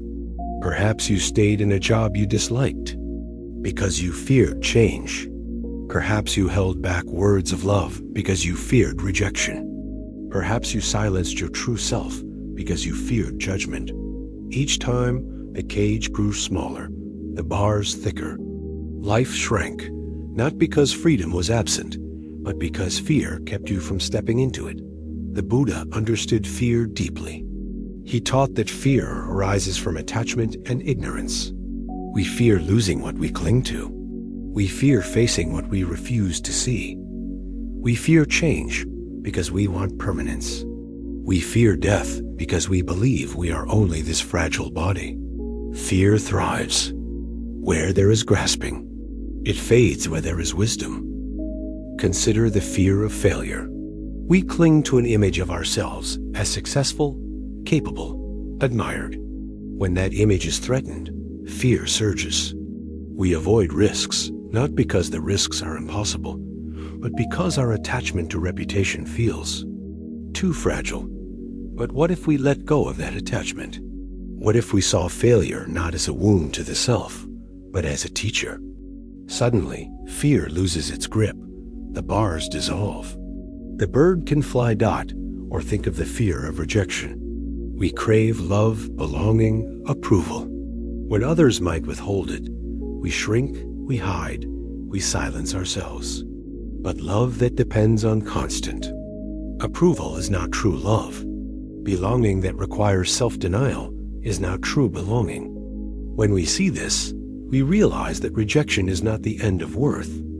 Our value is not determined by another's opinion. With this wisdom, fear loses power. The cage door opens. The deepest fear, of course, is death. It lurks beneath all other fears, the shadow behind the shadows. We fear sickness because it reminds us of death. We fear aging because it brings death closer. We fear loss because it mirrors death's finality. The Buddha faced this directly. He taught that fear of death arises from the illusion that we are separate, unchanging selves. When we believe we are only this body, this identity, then death feels like annihilation. But when we see that life is a flow, that the self is not fixed, that birth and death are only waves on the ocean of being, then fear softens. Death is no longer an end, but a transformation. The bird realizes the sky is larger than the cage. Modern science also confirms the grip of fear. Studies show that anxiety disorders are among the most common mental struggles in the world. Millions wake each day with hearts racing, minds churning, unable to quiet the constant hum of what if. Fear of the future, fear of loss, fear of not being enough. These are not rare conditions. They are the shared experience of humanity. Yet science also shows that practices like mindfulness, compassion, and acceptance reduce anxiety. They do. Not erase uncertainty, but they free us from being controlled by it. The path forward is not to eliminate fear, but to see it clearly. Fear grows strongest when it hides in the dark. When we avoid it, it expands. But when we turn toward it, shine the light of awareness, it shrinks. Imagine sitting quietly and naming your fear. I fear being alone. I fear failing. I fear dying. Speak it. Feel it in the body. Notice its shape, its texture, its voice. When you do this, fear loses some of its invisibility. The bars of the cage are revealed as smoke. Not ironed out another step is to breathe with fear. When anxiety surges, the breath shortens, the chest tightens. The body reacts as if chased by a tiger, even when the danger is only a thought. By slowing the breath, by grounding in the body, we calm the storm. We remind ourselves, this is only fear. It is not truth. It will pass. Each breath is a wing beat. Each breath opens the sky a little wider.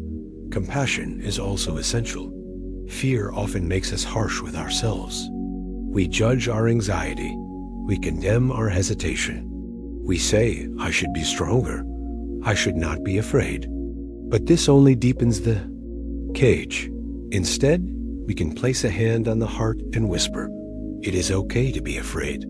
All beings feel fear. May I be gentle with myself. This softness transforms fear. It does not vanish, but it no longer enslaves. The bird begins to test its wings. Courage, then, is not the absence of fear. It is the willingness to move forward, even with fear beside us. The bird does not wait for fear to disappear before flying. It flies because it knows the sky is worth more than the cage. In our lives, courage means speaking the truth even when our voice shakes. It means trying new paths even when failure is possible. It means loving fully even when loss is certain. Fear remains, but it no longer rules. Cage of invisible fear is real, but it is not unbreakable. Each act of awareness weakens the bars. Each breath of compassion softens them. Each step of courage opens the door wider. And slowly, we discover that the cage was never truly locked. The sky was always waiting. Our wings were always strong. The only thing missing was the trust to fly. Fear does not always roar. Sometimes, it whispers. It hides beneath ordinary choices, disguised as caution or practicality. We tell ourselves, I'm just being careful. I'm just being realistic. But often, beneath those words, fear is pulling the strings. We decline opportunities, avoid difficult conversations, resist growth, not because we cannot, but because we are afraid. The tragedy is that we call this safety, but in truth, it is the shrinking of life. The cage grows smaller while we convince ourselves we are free. There is a story of a traveler who came upon a great forest. He longed to explore it, but at the edge, he saw shadows between the trees. His mind filled with imagined dangers, wild animals, hidden traps, unseen threats. Terrified, he turned away, never stepping inside. Years later, another traveler told him that the forest was filled with fruit, streams, and beauty beyond imagination. But he would never know. His fear had kept him outside. In the same way, fear often robs us of life's forest. We never step in.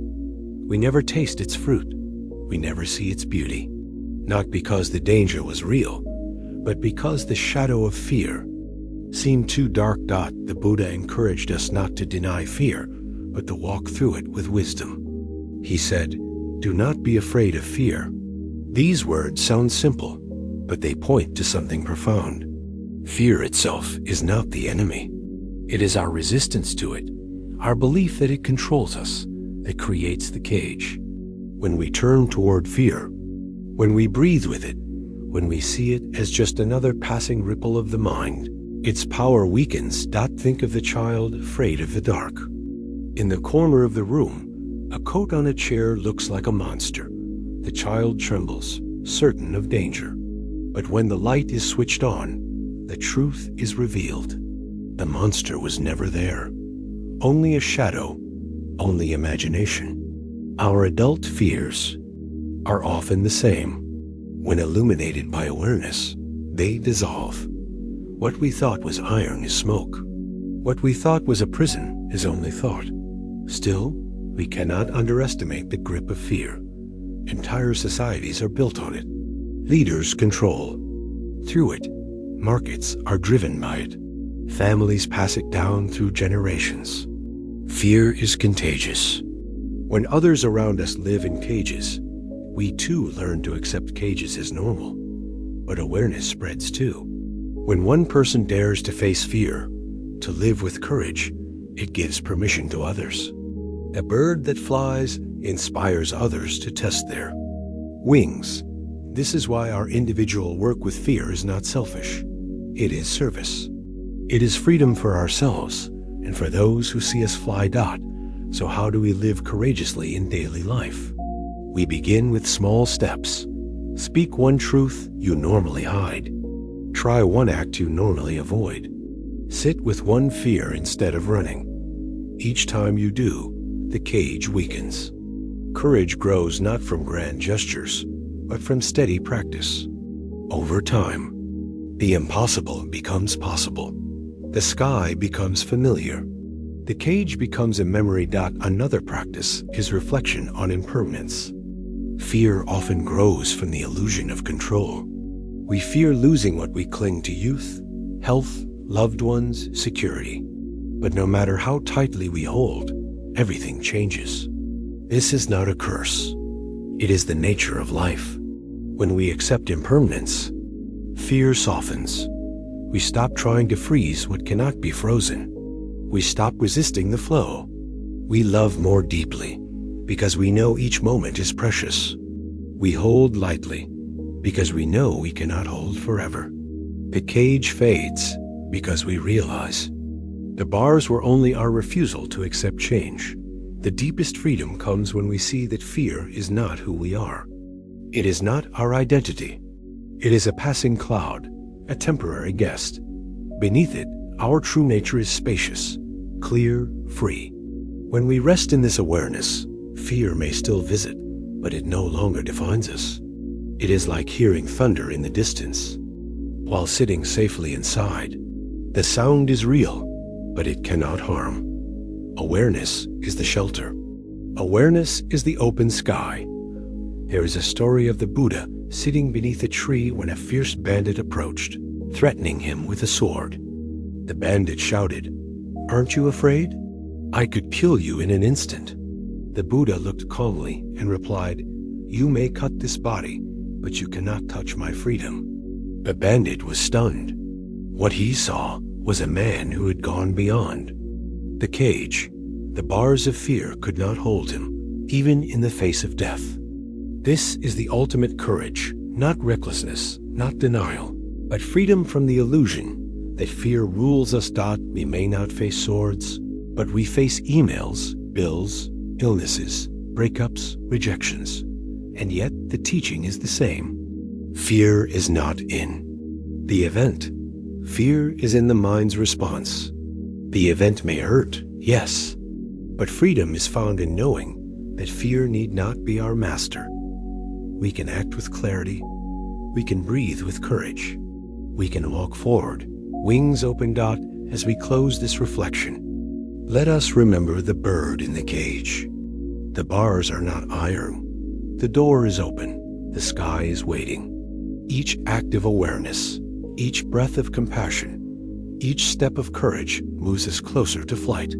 We may tremble, but we fly anyway. And in flight, we discover that freedom was never outside. It was always within. From the burning house, we learned urgency. From the bamboo grove, we learned resilience. From the ox, we learned the treasure is within. From the lake, we learned clarity. From the honey, we learned wisdom with pleasure. From the cage, we learned courage. And now, the path leads us into the fire of relationships, the joys and the joys, heartbreak, the connections that heal, and the wounds that scar. This is where we turn next, the fragile threads of human love. Love is one of the greatest joys of human life, yet also one of its deepest sources of pain. We long for it from the moment we are born. The baby reaching for its mother's touch, the child craving affection, the adult searching for companionship, all are expressions of the same hunger, the desire to be seen, to be held, to belong. Love promises warmth, safety, connection. And when it arrives, it feels like sunlight after a long winter. Yet how often does the sunlight fade into clouds? How often does love, once so bright, become tangled in disappointment, conflict, or heartbreak? Human love is fragile. It is made of threads woven from hope, memory, longing, and vulnerability. These threads are beautiful, but they can fray, they can snap, relationships break, promises are forgotten, families fracture. Even when love lasts, death eventually parts us from those we hold most dear. To love is to open ourselves to joy, but also to sorrow. The Buddha acknowledged this truth directly. Attachment to loved ones is a source of suffering, not because love is wrong, but because clinging to permanence in an impermanent world always leads to pain. Consider the first rush of romantic love. The heart races, the world feels brighter, every glance and word is electric. We believe we have found the missing piece of ourselves. We say things like, "You complete me. I cannot live without you." But hidden in these words is a dangerous seed. For when we depend on another to complete us, when we cling to them as our only source of joy, we place a burden on love too heavy to bear. People change. Circumstances shift. No one can be everything we demand forever. When the glow fades, when flaws appear, when the inevitable disagreements arise, disappointment takes root. What once felt like wings of freedom can turn into chains of expectation. Friendship, too, holds both sweetness and fragility. We find comfort in those who understand us, who share our laughter, who walk with us through difficult seasons. But even friendships shift. People grow apart. Misunderstandings wound. Distance separates. How many times have we felt the sting of betrayal or the quiet ache of realizing someone we once trusted has drifted away? The fragile threads strain under the weight of impermanence. Family, the first circle of love we know, can also be the source of deep pain. Parents disappoint, children rebel, siblings clash. We carry wounds from words spoken in anger, from neglect, from unmet expectations. Family ties are strong, but they are not unbreakable. And even when love within families is steady, death takes. Parents from children, partners from one another, friends from friends. The grief of loss is the price of connection. To open our hearts is to accept that one day they will break. Does this mean love is hopeless? That we should protect ourselves by refusing to feel deeply? Not at all. The Buddha never taught us to reject love. He taught us to love more wisely. The problem is not love itself, but our clinging, our demand that love stay the same forever, our belief that others can erase our loneliness, our refusal to accept impermanence. When we cling, love becomes fragile because we demand from it what it cannot give. But when we love with awareness, love becomes strong, not unbreakable, but resilient, flexible, enduring. Wise love begins with knowing ourselves. When we do not know our own worth, we search for it in others. We beg for validation, we fear rejection, we mold ourselves to please. This is not love, it is dependency. True love begins when we realize we are already whole. Then we no longer demand that another complete us. We share love freely, as a gift, not as a desperate bargain. Wise love also embraces impermanence. We do not cling to the illusion that love will always look the same. We know people will change, circumstances will shift, and one day separation will come. Instead of denying this, we cherish each moment. We savor the laughter, the shared meals, the quiet evenings, knowing they are precious precisely because they will not last. Awareness of impermanence deepens love. It transforms clinging into gratitude. Compassion is the heart of wise love.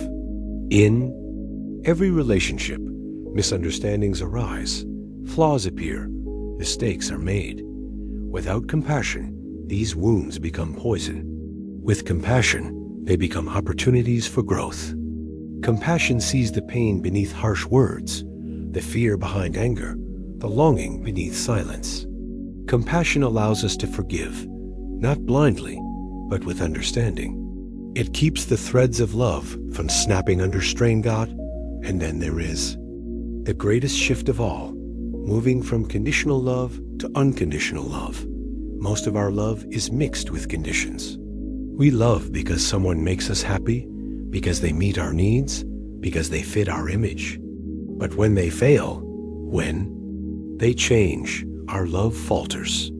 Unconditional love, by contrast, is not about what we receive. It is about what we give. It is love that wishes well for another, even when it costs us. It is love that remains, even when unreturned. It is love that sees beyond flaws, beyond impermanence, beyond self. This is the love the Buddha taught us. Love that flows freely, like a river, nourishing everything it touches. This kind of love does not deny fragility. It embraces it. It knows the threads may fray, the bonds may break, but it loves anyway. Because love itself is freedom. To love without clinging is to step into a vastness that cannot be broken. Even when people leave, even when death comes, love remains in the heart that gave it. The threads may snap in the world, but the love itself does not die. We see glimpses of this in parents who continue to love children who hurt them, in friends who forgive, in strangers who show kindness expecting nothing in return. These glimpses point to a deeper truth. Fragile as human love may be, when infused with awareness, compassion, and letting go, it becomes more than fragile threads. It becomes a bridge to the boundless love that lies at the heart of awakening. The fragility of human love does not mean it is weak. In fact, its very fragility is what makes it precious. A porcelain cup, delicate and breakable, is held with care. In the same way, when we recognize the tender nature of our relationships, we hold them more gently, more mindfully. We stop taking love for granted. We realize that every moment of connection is a gift, one that could vanish tomorrow. And so, we cherish it today. Consider how many arguments, how many resentments are rooted in forgetting this truth.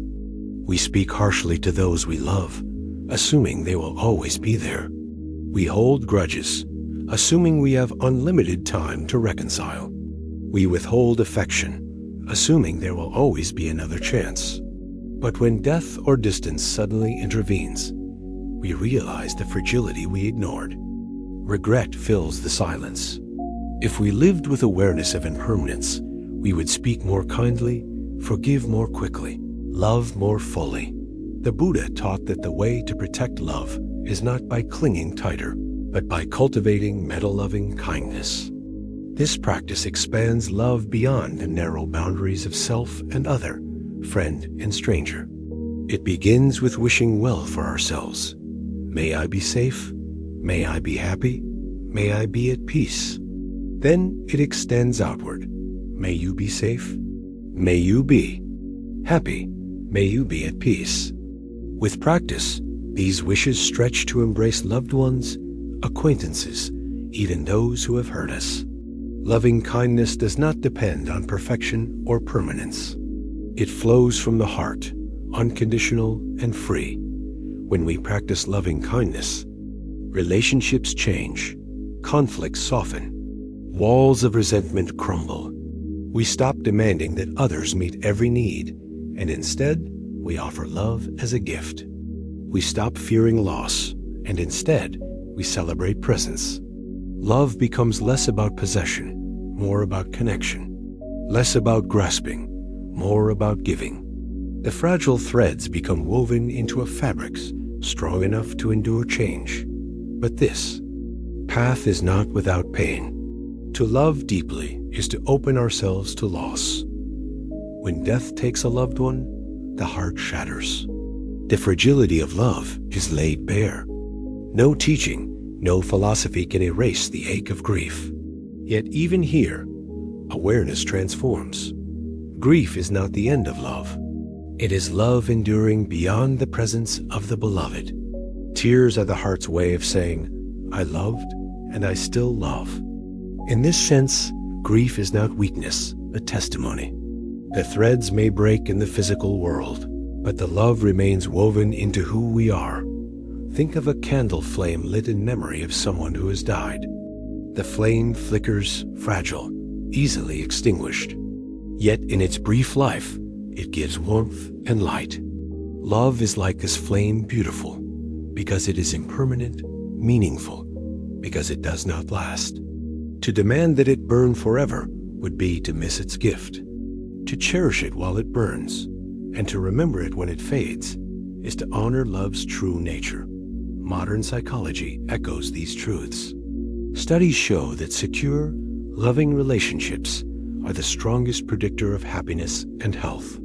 People who feel connected live longer, recover faster, and endure hardship with greater resilience. But these same studies show that relationships thrive not through clinging, but through kindness, forgiveness, and gratitude. Science confirms what the Buddha taught. Love flourishes when we release fear and practice compassion. So how can we love more wisely in our daily lives? Begin with presence. When you are with someone you love, be fully there.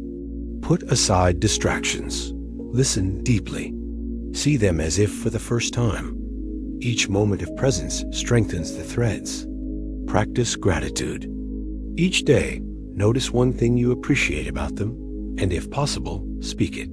Gratitude deepens love, reminding us not to take it for granted. Practice forgiveness. When conflict arises, pause before words harden. Ask yourself, is this worth losing peace over? Most often, it is not. Let forgiveness be the thread that repairs what frays. Most of all, practice letting go. Do not cling to an image of how love should be. Do not demand that others stay the same forever. Do not hold so tightly that love suffocates. Instead, open your hands. Allow love to breathe, to change, to flow. In this openness, love grows deeper, not weaker. It becomes resilient, not fragile. It becomes a bridge, not a chain. And when we love this way, we discover something unexpected. The threads of human love, fragile as they are, connect us to something beyond human. They point us toward a love that is boundless, a compassion that embraces all beings. Each relationship becomes a doorway. Through the joy and the pain, through the beauty and the loss, we are guided toward the universal truth. Love is not just between me and you. It is the very fabric of existence, the very nature of an awakened heart. As we close this reflection, let us remember, human love will always be fragile, but fragility does not diminish its value. It magnifies it. To love, in a world of impermanence, is the greatest act of courage. To open our hearts, knowing they will break, is the greatest act of faith. And to love without clinging, to cherish without fear, is the greatest act of wisdom. From the burning house, we learned urgency. From the bamboo grove, resilience. From the ox, inner treasure. From the lake, clarity. From the honey, wisdom in joy. From the cage, courage. From love, we learn compassion.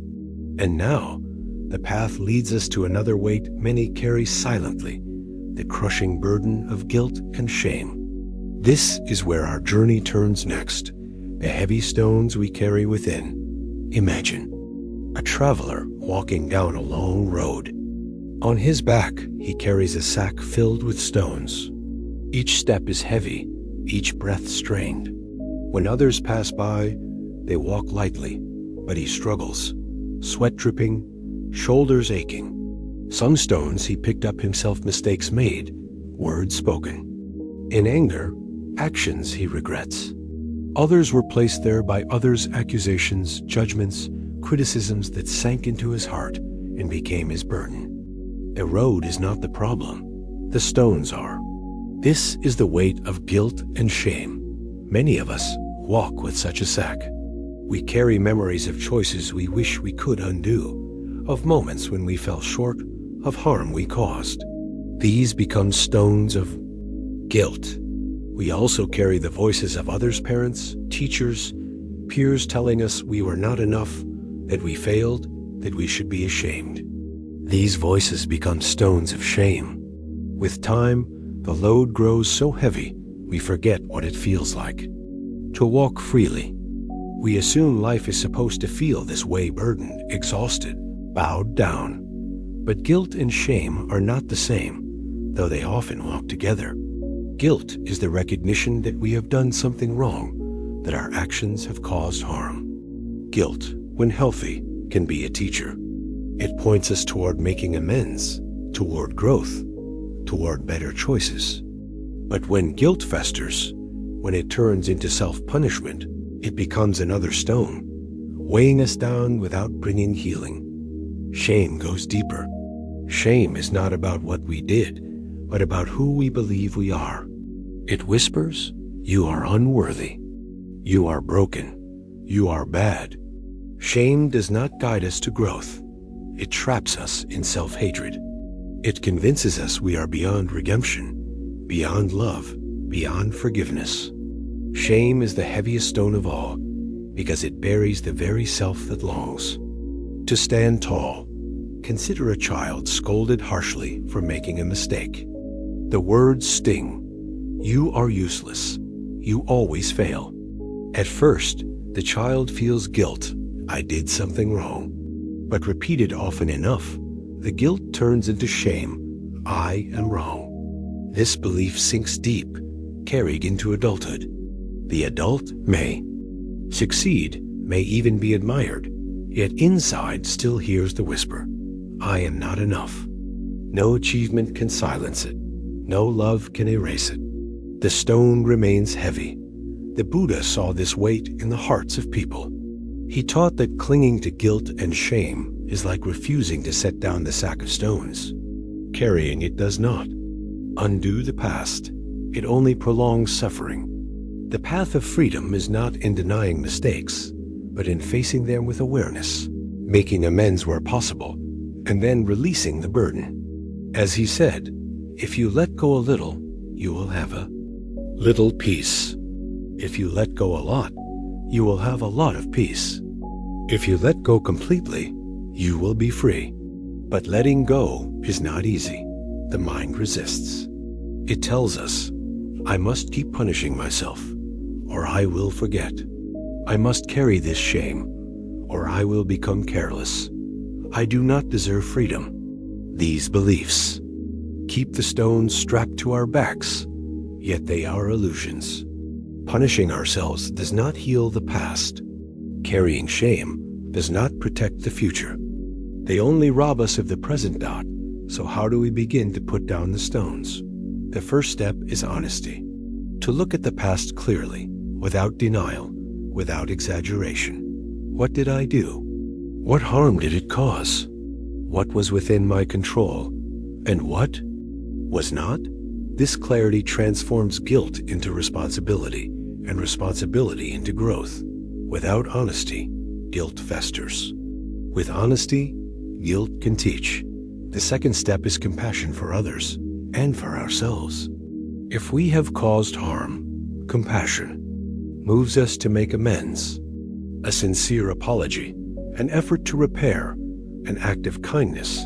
These lighten the load, but compassion must also extend inward. We must recognize that we are human, that mistakes are part of learning, that imperfection is universal. To forgive ourselves is not to excuse harm, but to stop stabbing the wound again and again. Forgiveness allows healing. The third step is practice. The stones of shame are stubborn. They have been carried for years, even decades. releasing them takes time. Practices like meditation, loving kindness, and reflection help loosen their grip. When shame whispers, "I am unworthy," we can respond with gentleness. May I be safe. May I be happy. May I be free. Over time, these new voices grow stronger, replacing shame with compassion. Consider how a wise teacher responds to a student's mistake. Not with condemnation, but with patience. Try again, the teacher says. Learn, grow, continue. Imagine if we spoke to ourselves this way. Imagine if instead of harsh judgment, we offered patience. Instead of punishment, encouragement. Instead of shame, kindness. How much lighter would the road feel? Modern psychology confirms the power of self-compassion. Studies show that people who treat themselves with kindness after failure are more motivated to improve, not less. They learn more, grow faster, and carry less stress. Shame paralyzes. Compassion empowers. Science echoes the wisdom of the Buddha. Freedom comes not from harshness, but from letting go, yet many resist. We believe holding on to guilt and shame is noble, even necessary. But imagine two people who cause harm. One spends years punishing themselves, repeating, "I am worthless." The other acknowledges the harm, apologizes, learns, and moves forward to live with greater wisdom. Who creates more healing in the world? Who brings more peace? Clearly, the one who lets go. Guilt and shame do not honor the past. Growth and compassion do not. There is a story of a monk who carried a woman across a muddy river. Hours later, another. Monk scolded him. "Why did you touch her?" "That breaks our vow." The first monk replied, "I set her down hours ago." "Why are you still carrying her?" This is the lesson of guilt and shame. The event is past. The harm, once acknowledged and addressed, is finished. Yet the mind clings, carrying it long after. Freedom comes when we, too, set it down. As we walk this path, we may discover something astonishing. Beneath guilt and shame lies tenderness. We feel pain because we care. We regret because we long to do better. The very existence of guilt shows we are not lost. The very sting of shame shows we yearn for worth. When we meet this tenderness with compassion, it transforms into strength. The stones become teachers, guiding us toward greater wisdom, deeper love. The invitation, then, is simple. Put down one stone. Just one. Perhaps a memory you have carried too long, a voice of shame you have listened too often. Place it gently on the ground. Feel your shoulders lighten. Walk a little freer. With time, with practice, more stones can be set down. Until one day, the sack is empty, and you walk as you were always meant to free, upright, unburdened. The heaviest stones are often the ones we refuse to look at. They sit deep in the sack, buried beneath layers of time, but their weight is always there. Sometimes we pretend they are gone. We distract ourselves with work, entertainment, or endless busyness. But the body remembers. The heart remembers. In quiet moments, when distractions fade, the stones press against us. The unspoken.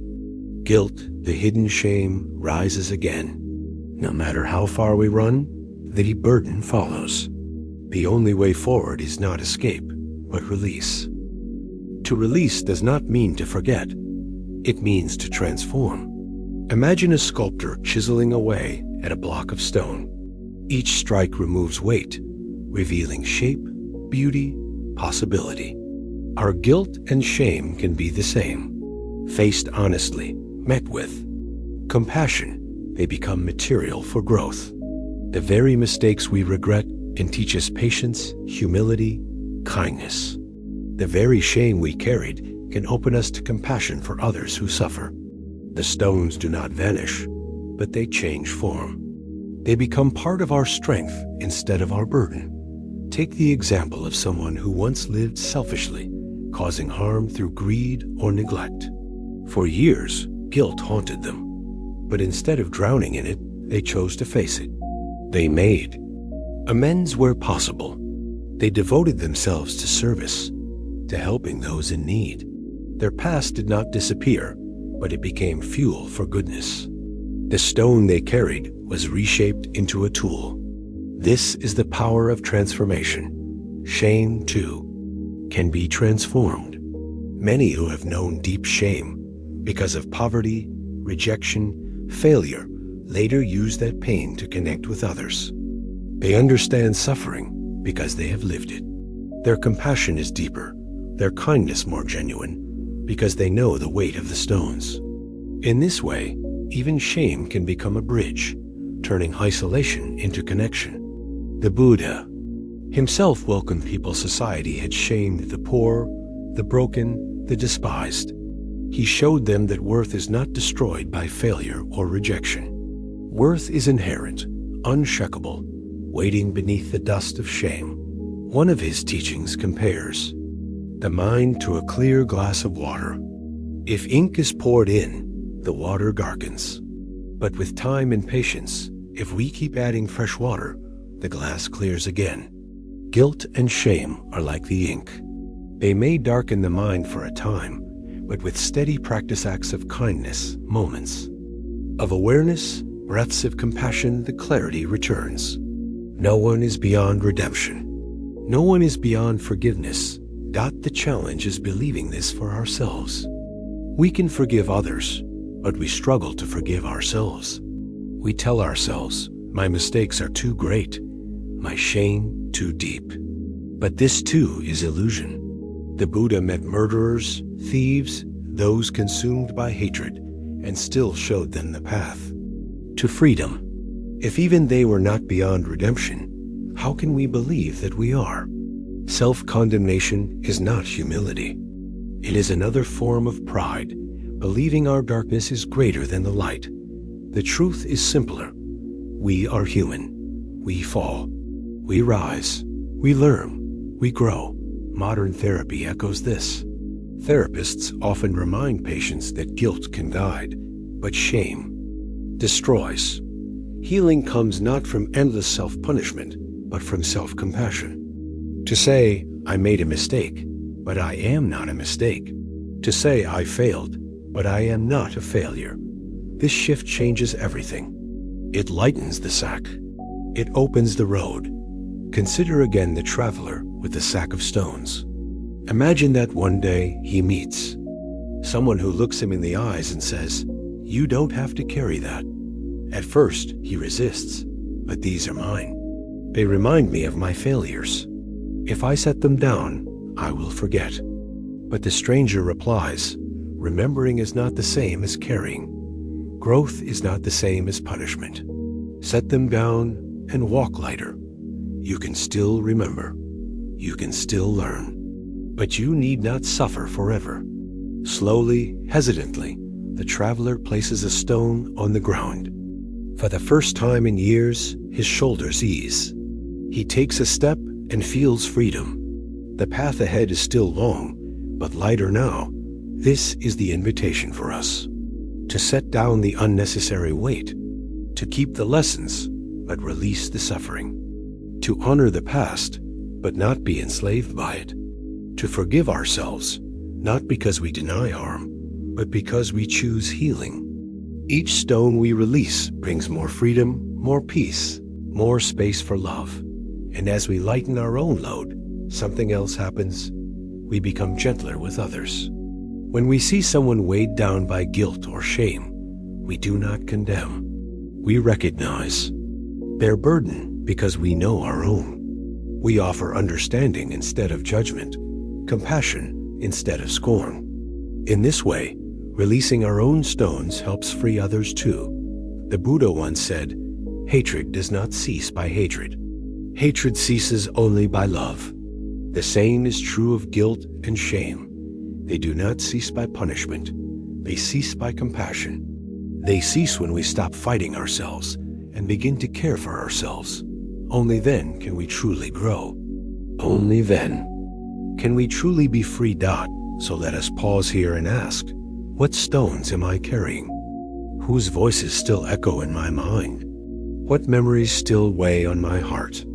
Can I begin today to set one of them down? Just one. Freedom does not come all at once. It comes step by step, stone by stone.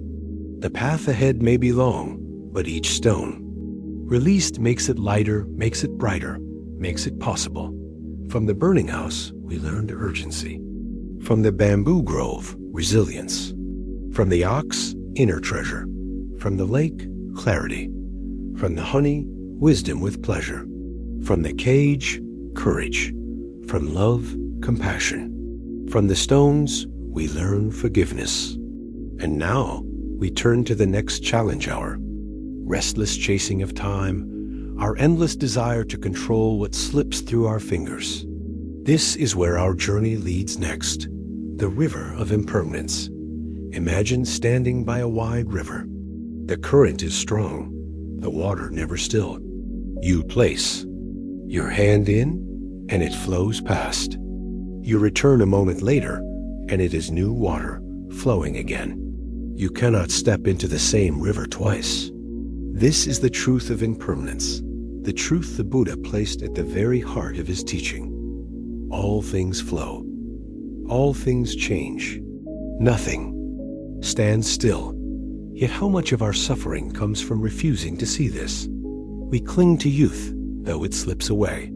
We cling to health, though the body ages. We cling to people, though they change, though they leave, though they die. We cling to possessions, though they wear down, break, disappear. The river keeps flowing, but we try to hold the water in our hands. We grip tighter, desperate, but it slips through anyway. And in the slipping, we feel sorrow. Think about the seasons. Spring blossoms into summer, summer fades into autumn, autumn descends into winter. Each season has its beauty, its gifts, its challenges. If spring clung to its flowers, it would never bear fruit. If autumn resisted its falling leaves, the ground would never be nourished for new growth. The cycle is not a tragedy. It is the rhythm of life. Yet in our own lives, we resist the same rhythm. We want the spring of our youth to last forever, the summer of our success to never end. But the river flows, and we cannot stop it. This truth becomes clear in moments of loss. A parent dies. A friend moves away. A relationship ends. In the shock of grief, we feel as though the world has broken. But the world has not broken. It has only changed. What breaks is our refusal to accept change. The Buddha did not deny the pain of loss.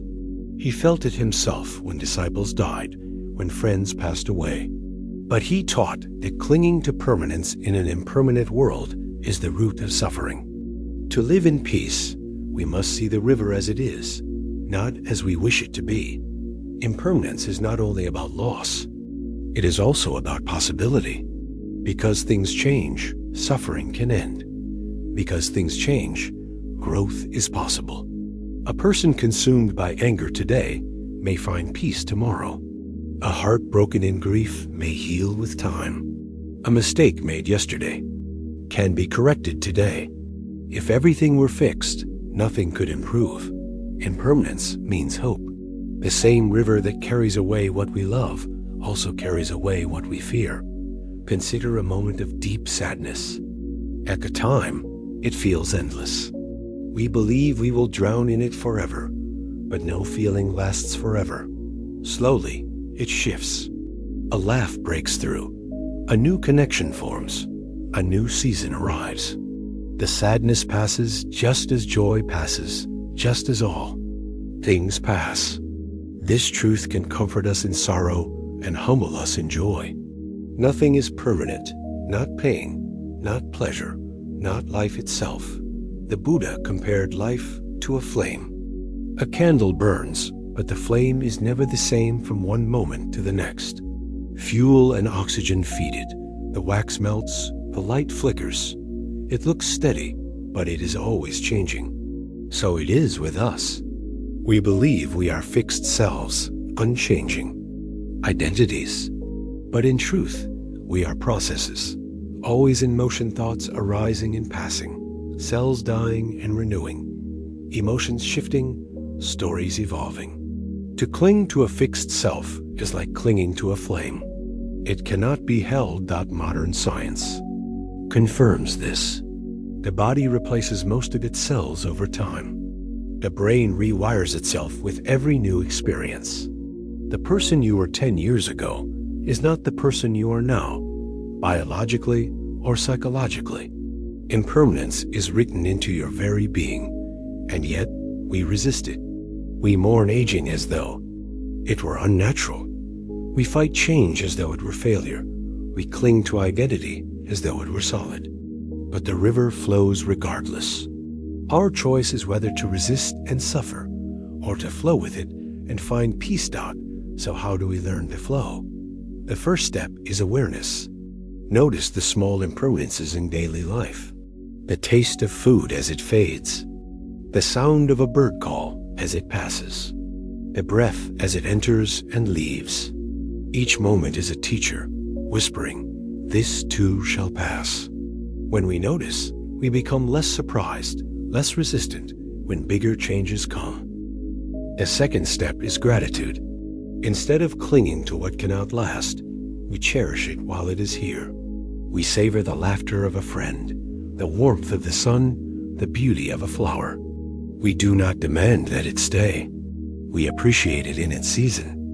Gratitude transforms impermanence from a threat into a gift. It reminds us that life is precious because it is fleeting. The third step is letting go. This does not mean indifference. It means releasing the illusion of control. It means loving fully without demanding forever. It means working hard without clinging to results. It means living with open hands, not clenched fists. When we let go, the river still flows, but we flow with it. We discover peace not by stopping, change, but by embracing it. There is a story of a monk who carried water in a clay pot. One day, the pot cracked and broke. At first, he felt anger at the loss. But then he smiled and said, "Of course, it was clay. It was always going to break." This is the wisdom of impermanence. Everything made of conditions will change. Everything that begins will end. When we accept this, we stop clinging, and in stopping, we find freedom. Impermanence also deepens our compassion. When we remember that everyone we meet will one day die, that every life is fragile and fleeting, our hearts soften. We become kinder, gentler, more forgiving. We see anger as a waste of time, grudges as foolishness. Why waste precious moments on hatred when life is already so brief? Why not use this fleeting time to love, to help, to connect? Impermanence reminds us of what truly matters. And finally, impermanence points us toward liberation. The Buddha taught that awakening is seeing things as they truly are. To see impermanence deeply is to break the chains of craving. We no longer cling to what cannot last. We no longer fear change. We live with equanimity, with peace in the face of gain and loss, birth and death. The river flows, and we flow with it, no longer afraid. Impermanence is not only a truth to understand, it is a truth to live. To live with awareness of impermanence is to walk differently in the world. It is to see each sunrise as a gift, each conversation as unique, each breath as unrepeatable. It is to realize that nothing can be held twice in the same way. Every moment is once in a lifetime. When we forget this, we sleepwalk through life. When we remember, we wake up.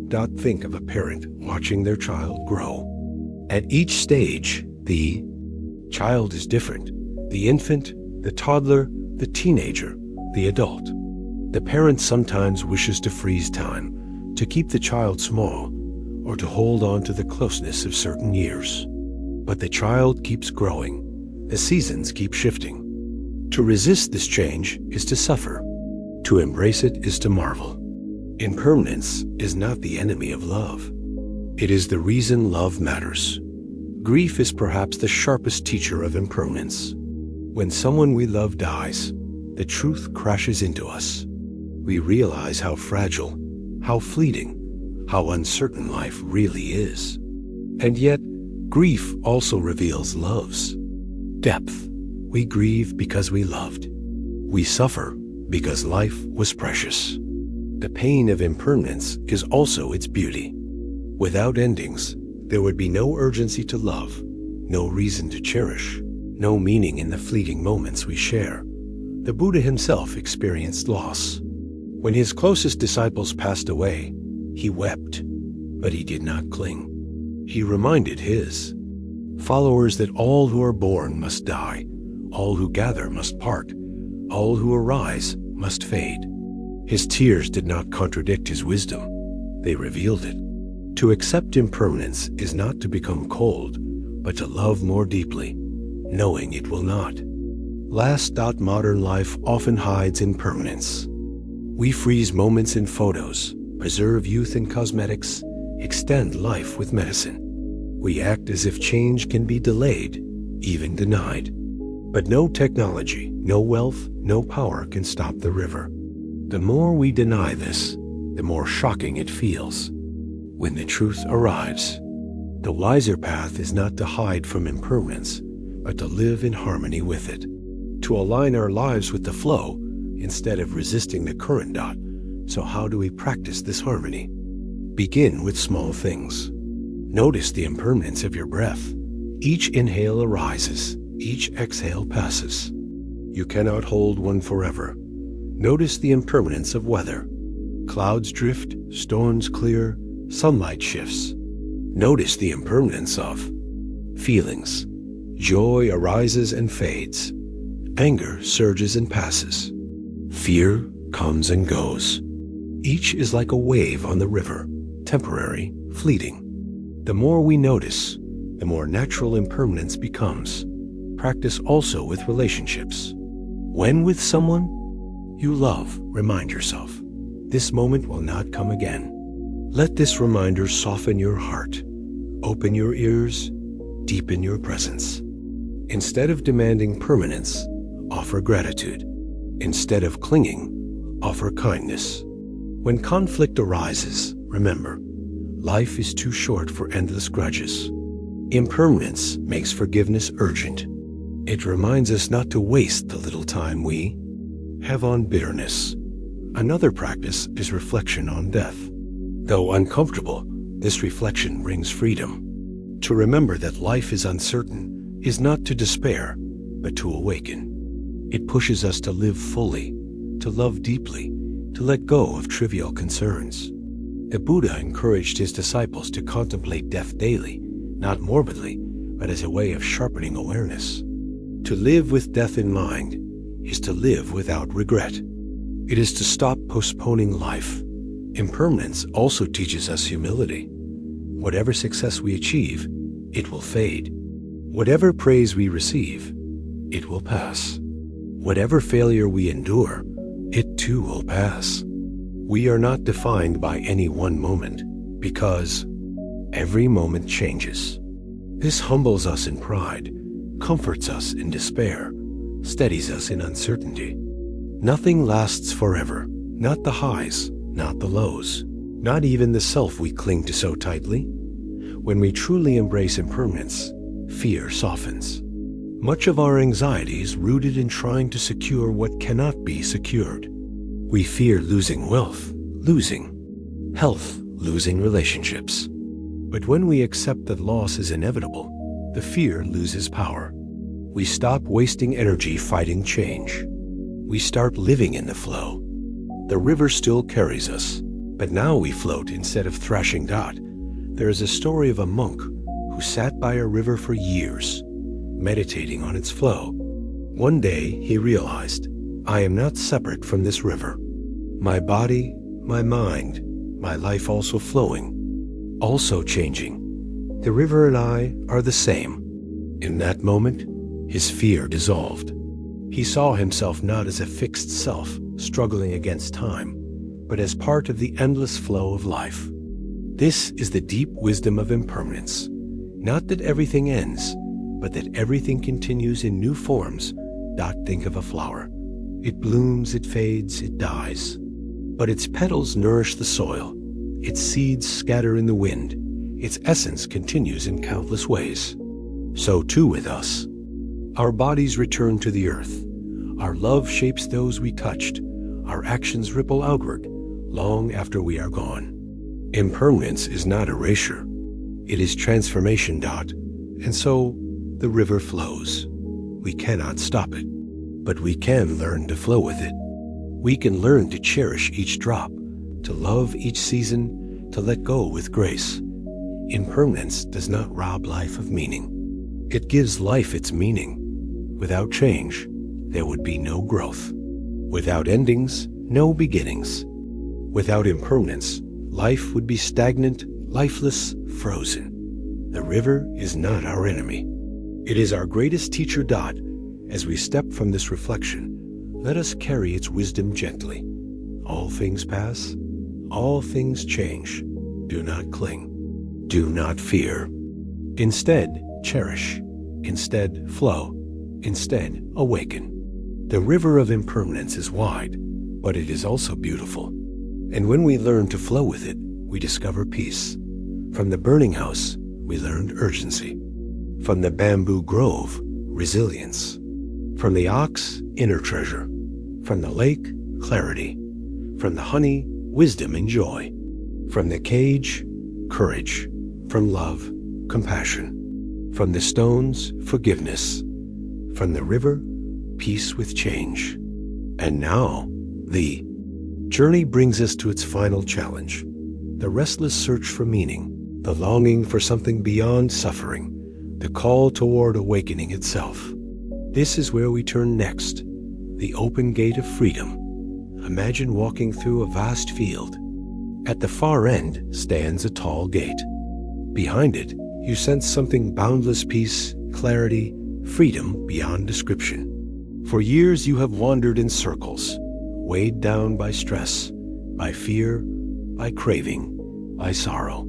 Yet here, at last, is a gate. It is open. No lock, no guard. No barrier but your own hesitation.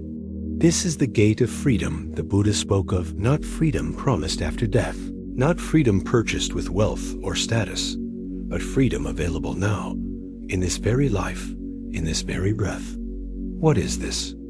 Freedom? It is freedom from the endless cycle of suffering.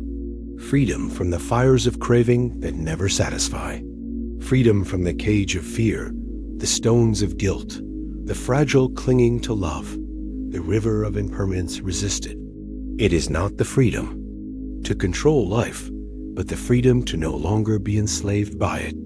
Life still flows, seasons still change, death still comes, but the heart is free. The Buddha called this freedom nibbana, often translated as liberation, but it is not some distant paradise. It is a shift in the way we see and live. Imagine carrying a heavy pack of burdens. One day, you set it down. The world is the same, the sky, the road, the people, but you are lighter. That is freedom. Or imagine standing in a burning house, smoke filling your lungs. Suddenly, you step outside, into fresh air. The house is still there, but you are no longer trapped. That is freedom. We often imagine freedom as gaining more wealth, more time, more choices. But true freedom is not about adding. It is about releasing illusions, attachments, false identities. Releasing the belief that we must always grasp for more. Releasing the chains we ourselves forged. This freedom is not something the world can give or take. It does not depend on circumstance. A prisoner in chains may be freer than a wealthy person enslaved by craving. A dying person may be freer than one clinging desperately to life. Freedom is found not outside, but within. How do we walk through this gate? The Buddha laid out a path, not abstract philosophy, but practical steps. This path is often called the Noble Eightfold Path, but at its heart, it is simple.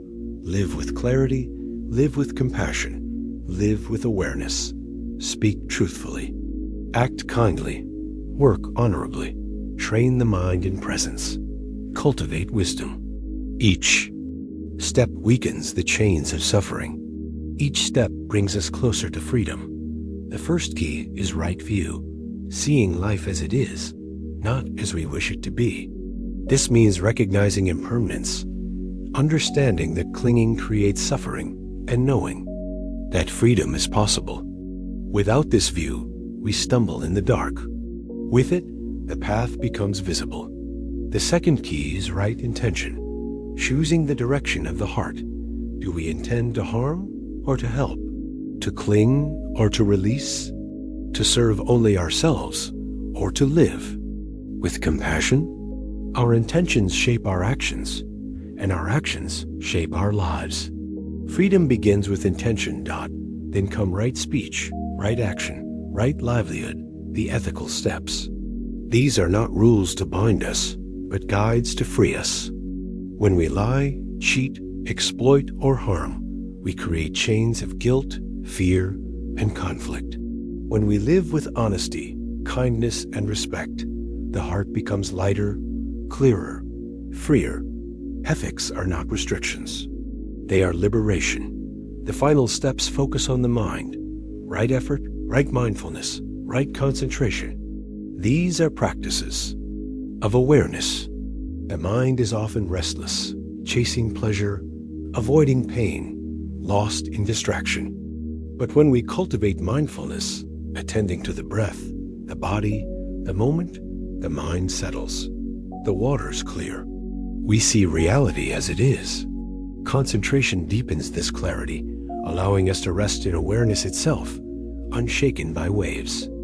Together, these steps form a path, not a prison. They are not commandments carved in stone, but invitations to freedom. Each step is a way of setting down a burden, loosening a chain, walking lighter. And with each step, the open gate grows closer, until we realize it was never far away. But here is the paradox.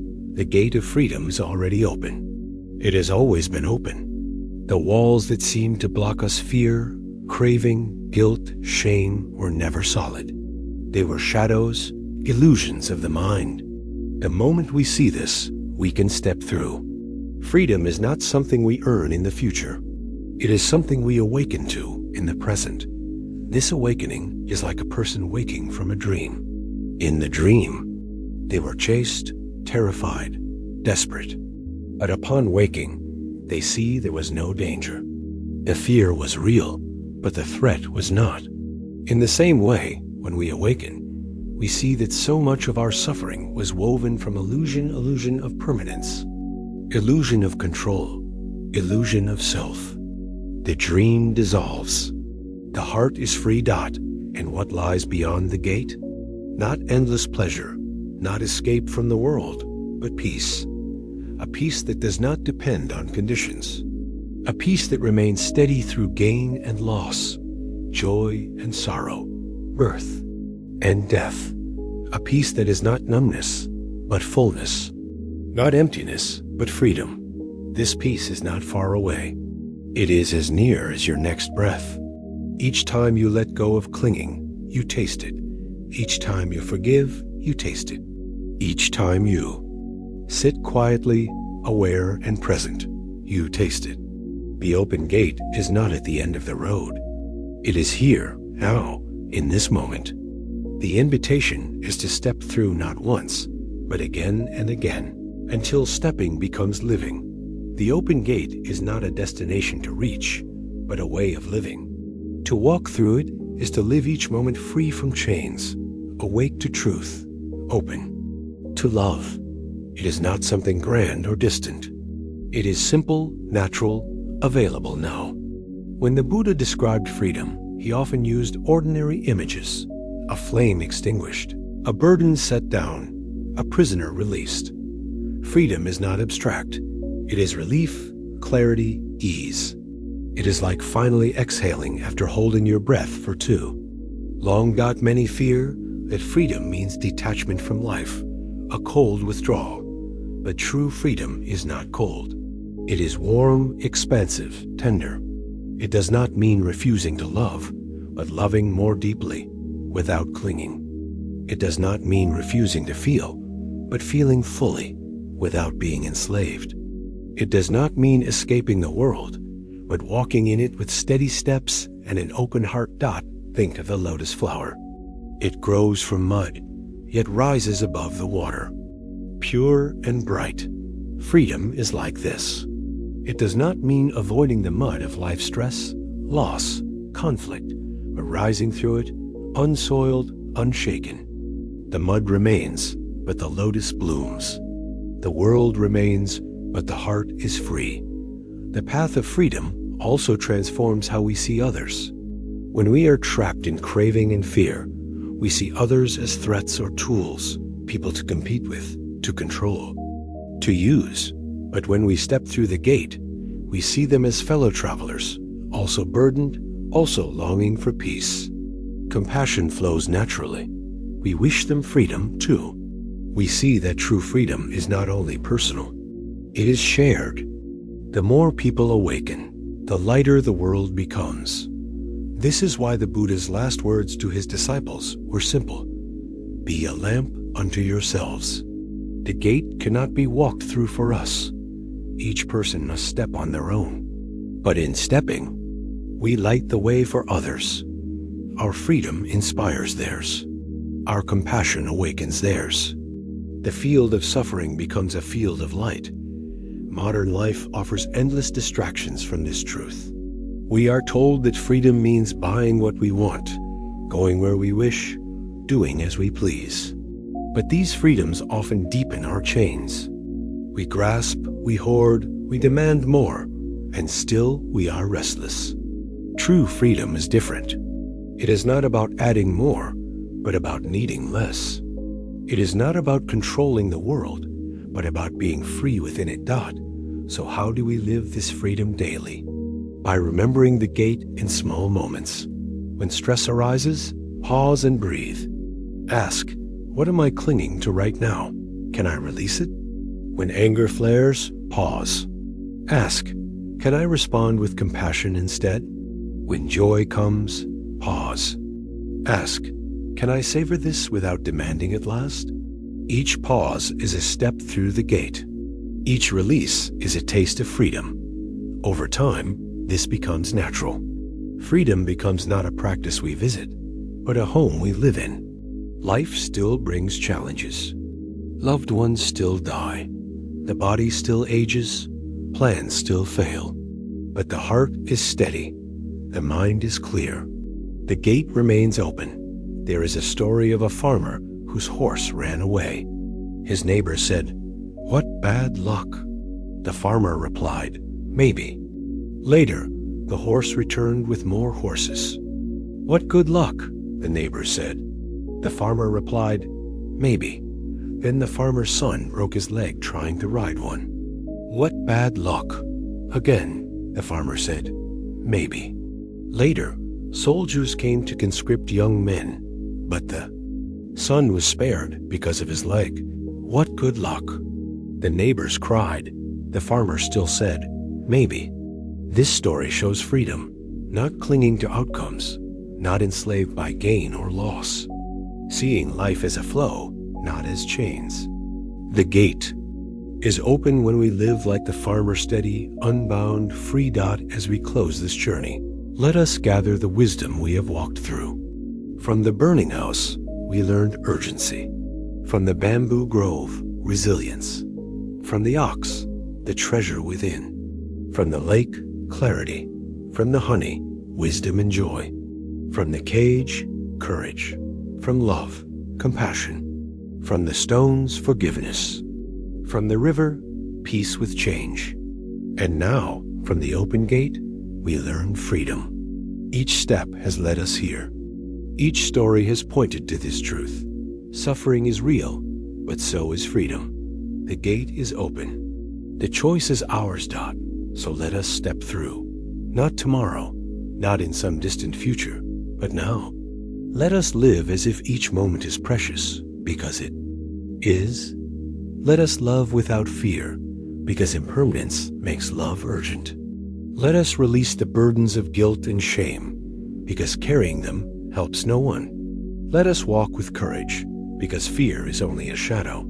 Let us savor joy without clinging, because joy is a gift, not a possession. Let us be gentle, because everyone we meet is also carrying burdens. Let us remember always that the gate is open, and we are free to walk through. This is the gift of the Buddha's teaching. Not a distant promise, but a living invitation. Not escape from life, but freedom in life. Not tomorrow, but now. The gate is open. Step through.